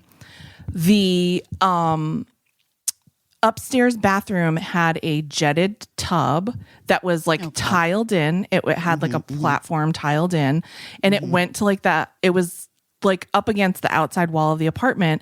It had a little panel to take off so that you could access the components underneath the tub, the Sure, pipes sure. and stuff. Whenever we took that off, One of my rentals had a jetted tub as well. So I'm familiar. we owned it actually, but when we took that panel off, the cats went right into under the tub, and there was no getting them back. We didn't know. That was it. They were That gone. was it. And we were just like, oh my God, like our cats are like in the walls of this apartment. building, like yeah. they just escaped because we didn't Yeah. know. Anyway, we called a plumber came and he was like, I don't see your cats under there. I don't know. Hopefully they'll like come back. And so anyway, cut to like we left, we asked our vet and he told us to cut up mouse-sized pieces of chicken and leave it Gross. at the opening of the panel, and if anything would get them to come back. And that's what they did. We found them like eating raw chicken, like halfway out of I'm the glad you didn't find a giant mouse size rat eating the raw chicken, or a raccoon. brutal. Or, or a person like Bruno from Encanto. or did you ever see that? Was it a TikTok where the girl is in the apartment in New York Oh, and she goes through there's, the like- medicine cabinet and they go into through the medicine cabinet into another apartment? a full other apartment. That is, it sounds so much more terrifying than it actually is on the TikTok. I mean, it is Yeah. pretty freaky. Yeah. Truly I mean, like freaky if you were like, Yeah. if it happened to you. Yeah. But watching it, nothing scary happens. It's not a real horror movie. Yeah. But yeah, I mean, I don't know. Yeah. Anyway, we got our cats back, but it was very Good. scary. Okay, good. So my point Well, so you is, get it. Long So you story get it. long, you can't have cats around No. when you're trying Gina to, like- already tried to like bust through the fence into the neighbors. Oh my God. I was just like, Gina, you got to be kidding me. Oh my God. Was there another Because- dog over there? No, No, Gina's she like just wants to. roam free. Well, that dragon dog that moved in behind us, but he barks like if a horse barks, and he barks constantly because his family. Well, obviously he's like larger than the house that the people, live in, so they can't bring him inside. He should be in a And castle. He's like Clifford the big He's a red castle dog. Yeah, yeah. We felt a little better because he sounds very scary, and we felt a little better because we heard his owner yelling at him, and his name is Fudgy. Did I tell you this? That he No, was like, but no. Fudgy, no! And we were like, oh, at least that's a little... Ridiculous. That's a little Wait, you know funny. what? I imagined, do you know what I was imagining as you were talking about the dog? What? I was imagining the dog from Neverending Story. Yes. Yeah. What's that's his name? about the size that Fudgy must be. I don't know. But then we were just all I can think of is Draco Malfoy or whatever, but that's from Draco. Harry Potter. That's from Harry Potter. Draco I don't Malfoy. know the But what's the name of that Neverending dog? Dog's name. Oh my God, what is it? It's gonna kill me. Oh my God. Don't we make me can't- Google it. God damn it. You have to just let your memory remember it. Yeah, I'm gonna just wait. Like it's It's not Draco Malfoy. No. Okay. No, we know. it's not we know that. It's like Neverending- Gilroy. You're gonna Gil- text no. me at like 4 a.m. and be like, it's I'm literally gonna Google it, but yeah. Like, just let yourself remember it. You'll get it. You'll get it. Anyway, but the point about Fudgy is that like we were walking around being like, oh, fucking Fudgy, like every time he was barking. But I was like, that makes me feel better that he has such an adorable name, Fudgy. Like that's so cute. And so even if he's like the meanest sounding dog that never shuts the fuck up, at least his name is Fudgy. But then I heard the woman that lives in the house yelling at him. And I think she said his name is Munchie, which isn't as good as Fudgy. no, definitely not. And seems so. I'm just going to continue to call him Fudgy, even if his name is Munchie. But that dog fucking hates this whole neighborhood and hates every other dog in the neighborhood and hates all of us. And he's making it tense a little bit. Well, maybe throw some mice-sized chicken over the fence. Falcor, The luck you had to dragon. Google it. Falcor, but so close to Draco Malfoy. Yeah, See? or like Falcor. or we should have remembered it because what wasn't the putting on the hits guy? He was Falco. Why would that have made us remember it? Because I think that would have made me be like, oh, it's the same as the guy that sang putting on the Ritz, not putting on the hits, putting on the Ritz. I don't know. Guys, what is memory? What is things from the past? I don't know. Falcor. I told you my friend who's, got long COVID is so annoyed at me because I'm just like, yeah, I mean, no one can remember anything. I never had COVID. Yeah. Welcome to the world. We're done.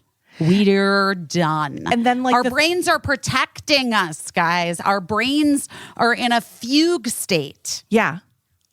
We're in a fugue state. That's all there is to it. Did you see the fucking horrible? Can't. Now I'm just going to talk about it like, What? Shit. What? Well, one thing is that sometimes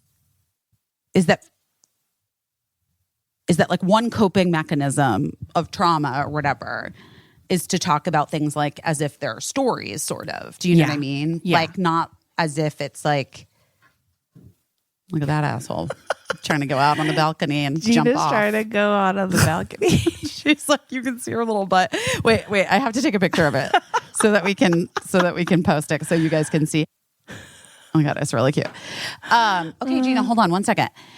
But You talk about things like they're a story. right, and I was about to just start talking about something that's like deeply fucking upsetting to me yesterday. The New Yorker. Yes, guys, it comes to my inbox. It was actually a Christmas gift. Anyway, the New Yorker yesterday had a story about the rise of like children attempting and committing suicide. Right. Like pretty intense. Yeah. And I started reading it and then I got like, I got sort of, whatever. I just got sort of like sick, like I was like, I actually can't read this. Yeah. But the title of the article is The Mystifying Rise of Child Suicide. And I just was like, I have not read it. Yeah. But to me, I was like, is mystifying the right word, guys? Right. Because it does not seem mystifying to me. Right. It's the opposite of, yeah. It's, it's like horrifying, Right. but it seems very clear to me what children are responding to. Right. Right. Or at least like we'd have areas to begin the search and not be Doesn't seem- completely baffled. Just doesn't seem mystifying is all Right. I'm saying. Right. Right. I mean, I guess I don't know. I didn't read it, but I guess if you weren't thinking about it, if you weren't checking for it, you could technically be mystified by it, but it's just something that's been on my mind all too much for many, many years. So I am not personally mystified by Same though, same. by any of it. But what? I know. Well, how was the article? Did it offer anything? No, I told you I couldn't read it. I read couldn't the read first it. paragraph, and then I was gonna throw up, and I stopped reading it. I'm sorry. Yeah, I mean, that's part of what we're talking about, right? Like, it's a magazine, and of course it has pieces on different topics of varying seriousness.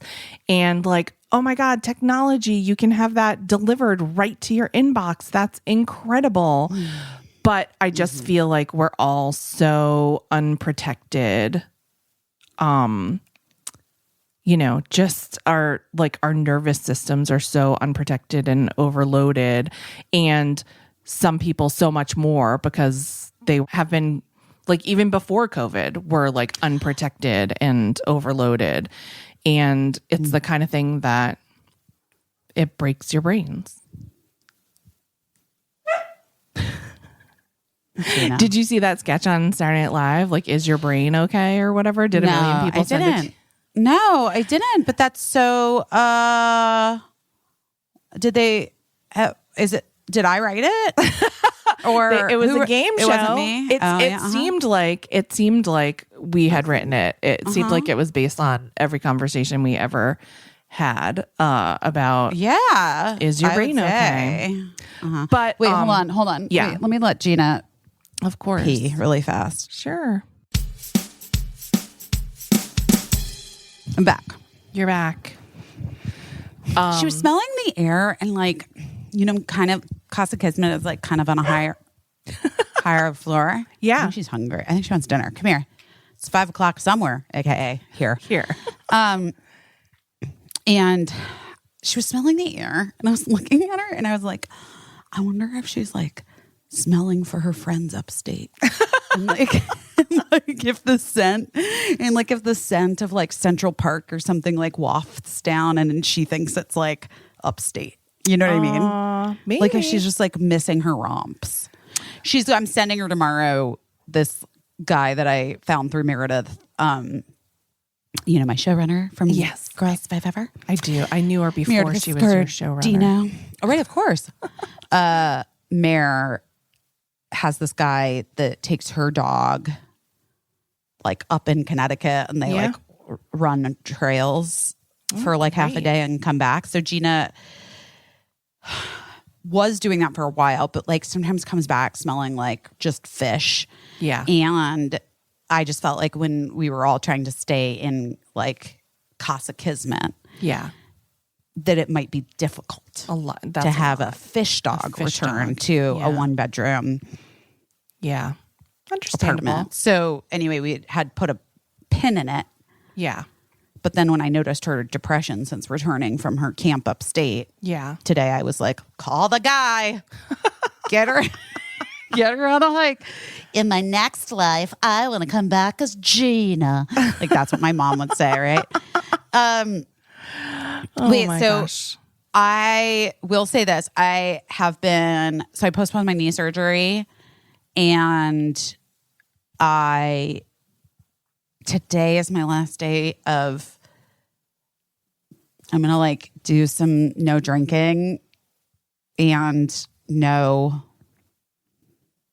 weed smoking Okay.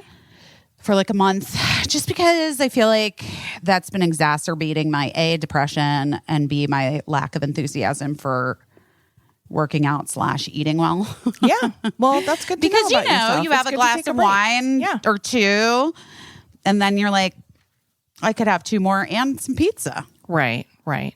Yeah. Yeah. And I mean, I think you can. You can. You know what I mean? Like you. Well, that's the thing. Like, I'm not in, we've talked about this. Like, Right. I mean, maybe, I don't know, whatever. No one, of all the fucking therapy I've done, no one has Right. ever been like, you need to be in a program Right. and Right. sober. Like, Right. I've never gotten that. Right. And I also will be able to stop doing that tomorrow. Right. Why did I pick tomorrow, guys? It's a great question. It is a good question. But I did. It's a Wednesday. I don't like Yeah, to start things midweek. on Mondays. Yeah. Here's what I'm going to say. This is my feeling about it. Whenever whenever I've chosen to do any kind of like programs. Yeah, like or a dry month or whatever. Sure. I don't start on a Monday because Yeah. that's just always a bummer because I Yeah. get to Wednesday and then I'm mad. Yeah. You know? A Wednesday always is a nice start for me for anything because I have a couple days to ramp into the weekend. You got it. But I'm still feeling like those first few days of good, so that I get to the weekend and I'm not like gonna blow it. right. Because I think that's oftentimes smart. too, when I start things on Mondays, by Saturday I'm like, "Ugh, I did so quit. good. Yeah. Yeah. Yeah. I think Right. that's really. I think that is smart. Is that what you're doing? Well, Oh my god! And you're I forgot to tell you pre-doing your this. best. Yeah. Tell me. I have to do a lot of press too, like in the next few weeks Yeah. for Girls 5 Eva, and Yeah. it's just like that stuff is so hard for me anyway. Like, Yeah. shocking, I know, guys, because you would think that I love to just talk about myself, but only in this forum. It turns out, but it's hard for me, and I don't ever want to feel like, I don't know, like, oh God, should I have not said that? Like if I Right, had a right. glass of wine or Right, something. right. Like, or if I was like kind of hungover. you can do that Or plenty whatever. on your own without help. That's Yeah. right. I'll spiral no matter Yeah. what. Yeah. But I don't know. But it also it's just better. I'll wake up. Honestly, the bags under my eyes will look better. Guys, I'll have a full week or 2 of the laser. Yeah. Anything is possible. Please don't over laser yourself. Just No, but please- that's I'm not going to over laser myself, but you're supposed to do it every day for No, I the know. first 3 months. I know. I just don't. I don't want a Winefield dermaplaning incident. I understand. I understand. Because for you, not for, For me. me. Like No, I know, it's and I it's get for you, and that I love you. Wait, but also, I'm going to go to the TED Talk thing. Oh, you are. Yeah, I am. I didn't even know TED was a place. I didn't either. I knew TED I was Talks were a invited. thing. That's amazing. Yeah, I was invited to go. The tickets are so expensive. Okay. And I was invited to go, and I was like, that seems kind of wild and cool. I want to go for at least a couple of days. What kind of TED Talks are? Oh, it's like you're going to be there for a couple days. It's like they do. I think I don't know. I feel like it's like all the TED Talks are done Wow. at that time. Huh. It's That a seems so conference cool. where then they release them throughout the year. Where maybe? even is it? Is it? Are you allowed to say? Well, this year it's in, I think it changes. Oh, okay. Maybe. See? I don't know. Interesting. This year it's in Vancouver. Oh, nice. When are you going So to that? I will be undercover. No, I'm so sorry. Vancouver town. When are you going? It's like early next week. Oh, amazing. All right. Yeah. That's exciting. And then I have the press stuff. Yeah. And I'm meeting Emily Beebe is going for work because Oh, cool. So that's also it's really just I'm just going for Emily Beebe. Yeah. Just If so I'm you can being hang out honest. with Emily Beebe. Yeah, That's exciting. kind of. Like if it were just me, I would probably be like, that's too much right now in my life. Yeah. I mean, which it might be anyway, but come here, Gina. You'll find Stop out. barking at me. So what do you feel like you covered what you're doing your best at this week?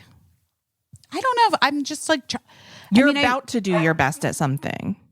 You're not going to have some pizza. Wait, did I tell you about Birdie's response to their bedroom? No. Because in our emergency non-emergency pod, Yes. I was like getting, and Birdie, like the icon they are. Whoa. Skated out. I can't. And wouldn't. Was like, I'm not even going to see the house or my room until it's like basically almost done. Set up. You do it. Cause Yeah. I'm done with this shit. Yeah. Yeah. Packing, unpacking. Fuck that. Yeah. I said, I hear you, kid. So anyway, right. You can never predict. And obviously I did it all myself. Yeah. Birdie's room. I set it up intuitively the way that I would have wanted it Sure. set up Yeah. with things in places that I would have. And Birdie, like I said, does take after me a bit and like has a ton of shit, Yeah. And I like really was thoughtful in terms of like where I wanted to put things and like whatever. And then also just the rest of the house because Birdie like hadn't been to the house ever. Oh, wow. Like I appreciate this about Bird, which is that like Birdie really is a person that knows themselves and also learns from their previous mistakes or whatever, or not even mistakes, whatever. Like, and Birdie knew that if they saw the house and it was like not redone and like felt dark or whatever, that they would like freak out and be upset about the house and decide they hated it. Right. Which is true. Like that is like you know what I mean? Like they would just like, and then they'd never be able to see it. Right. Any other way. Any other way. So Bird goes, Gina, just let me finish this and I will let you out. I promise. Come here. Just 1 second. Okay. She didn't pee before. She just was like smelling the air. Right. That when okay. Yeah. So, Birdie came on Saturday. Birdie has slept Birdie and I slept at Casa Kismet Friday night. Cause Saturday morning I woke up early. I'm like, okay, I'm going to the house. I'm like going to get it all finished. Yeah. Especially your whatever. And I'll see you there, like whatever. And like our babysitter was coming over and then they were going to come over together because the babysitter was helping me with like organizing some stuff. Yeah. So I was like finishing stuff up in Birdie's room. I heard them come in and like, they were like, oh my God, like so pretty.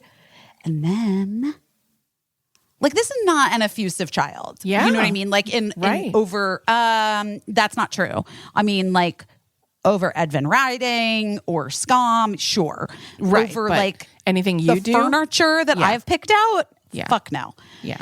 But like really was like into it. Oh, wow. And then got into their room and I didn't say a thing. And I was so nervous, but I was just like holding my breath. And Birdie was like, oh my gosh. Like loved it. Oh, wow. I know. No one saw it coming. Take the win. Take the win. I was prepared to be a little crushed and try to hide it and then cry later. Yeah. That was it. Yeah. I was prepared. Like you do. I was prepared. Yeah. I was prepared for them to be like, why is that there? Weird. Right. Okay. Whatever. I can move it later. Every fucking thing I did, that kid loved. Wow. I know. Wow. I made little oh my God, what is it called? What are they called when you like make little like groupings? Yeah, of course. Yeah, but like I like picture frames and then I even like had Mark print out some photos of like Birdie and a friend and Birdie and Edvin Riding, maybe something like that. Amazing. Hold on, let me let this dog out. Hold on. Okay. My brain. Do you feel like I could just hold all of this stuff and just walk with it? Maybe. We'll see. We'll find out. I mean, we will find out. I just don't want Gina to die. Yeah, you don't want Gina to. Gina, come on. Go pee. Oh my god. I'm on the balcony now, guys. Busy's on her balcony. Gina's going to pee on her balcony. I know that does seem kind of gross, but it's fine. I mean, I don't know. As long as it doesn't drip down onto someone else's balcony, which I don't think is the case. So It doesn't, but I told you about it in college when we lived on a smoking floor. That should tell you how long ago we went to college. I went to college. Oh my God. And like in a dorm that had a smoking floor. Yeah. And one day these like two girls showed up at Diana and my door and they were like, hey, could you guys stop like dumping your ashtrays out the window? Because it just comes right into our window. And I was like, no. we were disgusting. Oh, We were gross. wow. And Yeah. I don't remember doing that exactly, me, but Diana, I'm not saying it was you. I'm just saying I don't remember doing it. Well, this is also the person that would like buy a quantity of McDonald's cheeseburgers, right? To exist on. I was a part of that. Yeah. Yeah. Yeah, we So- both were. Yeah, uh-huh. So like you were clearly very young and living a type of life where you're just living for the present. In a way, I wouldn't mind getting back to that mindset. Yeah. Just no cheeseburgers and no dumping ashtrays off the balcony. No. I just want to try to just remain here Yeah. in this present moment. Yeah. Honestly, it's the most helpful thing because like it's fun to visit the fun parts of the past, but you can't really visit the future. You can have hopes or whatever for it, but I feel like whenever right now, especially, and I think you and I are both feeling this, whenever we think about the future, I think we're not necessarily like, I'm hyped for this for the future. I think we're like, Well, I mean, as of today, I'm hyped for our social media website. yeah, that's coming soon. we have something to, we have We have something something to focus on now, guys. sink our teeth into. Here's what I'm going to say. Oh, sorry, Gina. No. Gina, go. Come on. Go pee. She's still sniffing. God damn. My husband calls that reading the news. She definitely read it. Like what? There's no when new a dog news is out here, sniffing dude. the air, he's like, But there's- they're reading the news. Oh, but see, that's what I was saying. Yeah. That's right. Now and I are thinking the same thing. I'm like, she's getting messages from like dogs in Central Park. It's like 101 Dalmatians when they have like the, Oh yeah, the barkathon. the bark To on the get them- wind. Yeah, they bark in the wind. Oh my God, Gina. Jesus Christ. I mean, here's the other Gina's thing. like, I don't want to pee on the balcony. I know, but I don't blame her. She's also like, take me to that place that has the backyard again. Yeah. Can't we go there? Look at literally, she's like standing Soon, here. Gina. Gina, we're just Soon. here so I can do this podcast. Go pee. Come on. What do you need to do? What are you doing? Why are you looking at me like that? What is happening? She's just, She's so cute. she's just being her What? doggy self. So we can't know what's going to happen in the future, but now we're excited about this social media platform. I think you're hungry, is what I think. Come on. I think I'll feed you Gina's dinner. hungry too. Yeah, it's 5:00. I mean, makes sense. Well, you did your best at Birdie's room. I did my best at not Yes. shitting my pants. I would say, like, all in all, this is a successful week. This is 2 wins, 2 huge wins. 2 wins. Things are sad out there and dark and sad. Yeah. But God damn it, Birdie liked their bedroom, and you did not have to shit in Falcor's front yard. Fudgy would have never let me live it down. Fudgy would be would've- like, "You think Fudgy I'm would've- annoying?" Not even a joke. Fudgy would have done like a slow clap. He'd be like, "I shit in this yard too." Fudgy would have fallen in love with you. Big deal, lady. Oh my gosh. Well, guys, I think we've covered I think we covered it. I pretty do. much everything. Yeah. I don't see where else we could go today. But I appreciate you guys. And the excitement over the emergency episode was really, really nice. That was super fun. And Emergency, non-emergency. yeah. And I feel like I'm going to have to solicit you to like text me a message that I can copy into the Facebook group, because I know we talk about this all the time. You're not on Facebook. It's not for her. That's fine. But right, because we're going to start our own. Yeah, we're going to start our own. But right now, we have a robust and active and supportive Facebook group for the podcast. I need you to. Okay. Well, I would. Here's my message. Yeah. I would like for you to post it. Sorry, I gotta hang this plant real fast. Okay. It was just too. Oh God, it's too heavy. Oh my God, please don't fall out that window. No, this goes just to the balcony. I would just fall into Gina's pee. Yeah, but even that, even that. Would you check in, people of the Facebook group? Yeah. Would you join our social networking app? Sign up for it. No credit card information necessary. This is this is free from us to you.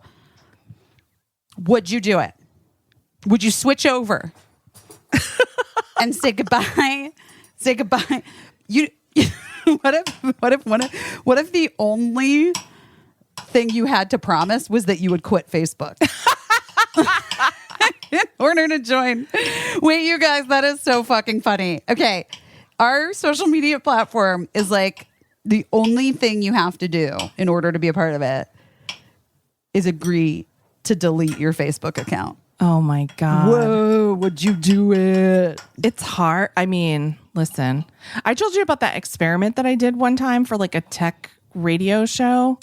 No. Where they were like, do you care a lot about your Facebook account? And I was like, not really. Like, I mean, I use it or whatever, but I'm like, people tend their social media gardens and like their following, and you know what I mean? Like your following on Instagram has been important to your career.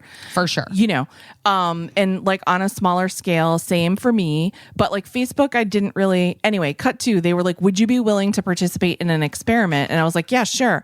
And they asked me to post a Facebook post every 5 minutes for, I want to say it was a full week.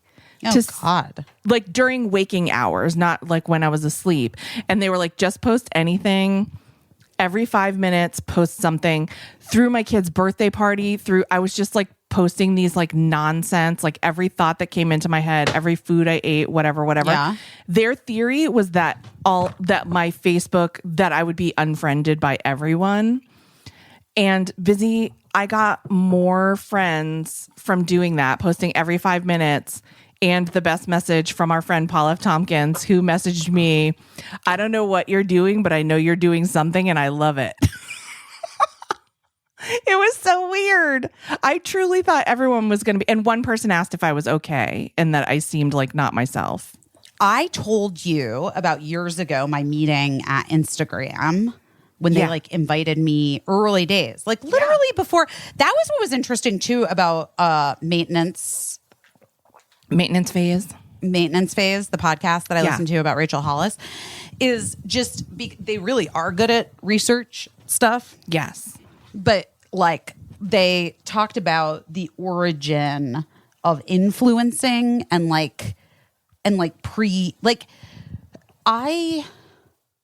I know my trajectory and origin and how I inadvertently became like an influencer. Yeah. And I know the years of it and all that. Right.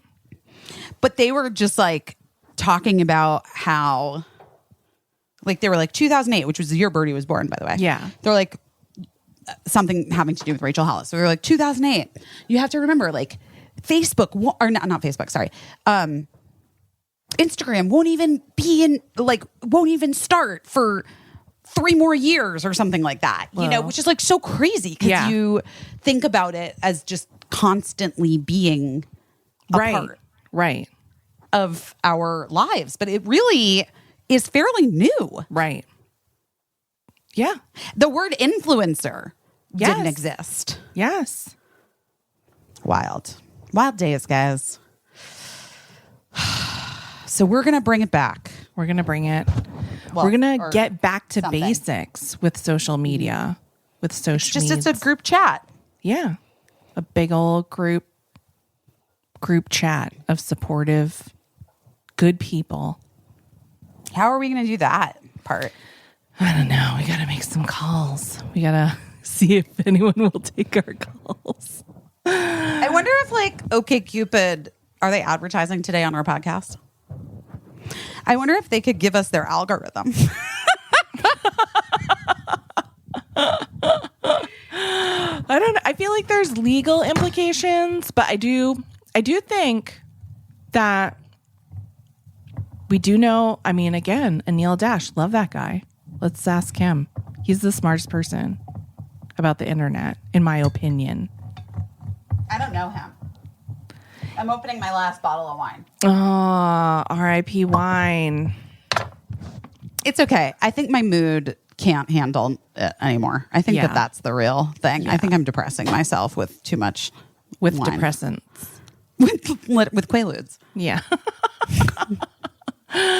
Except not Quaaludes, just wine.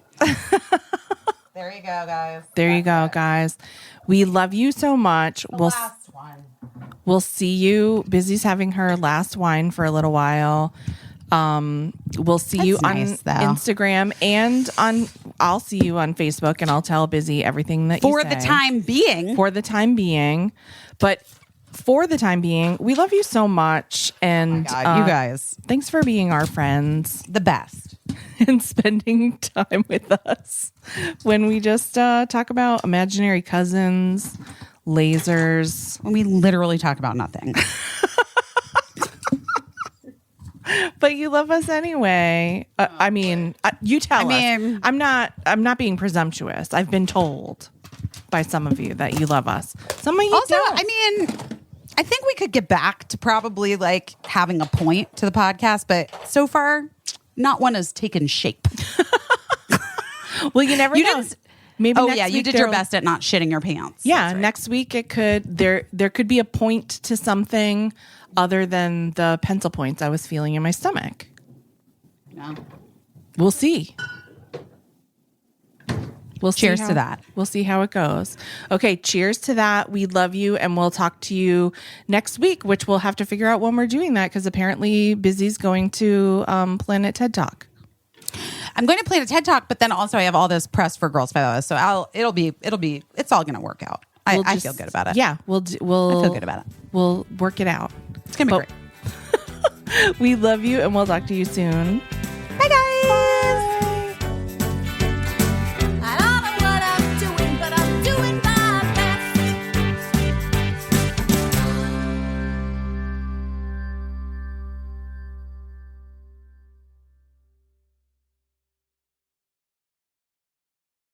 Oh no.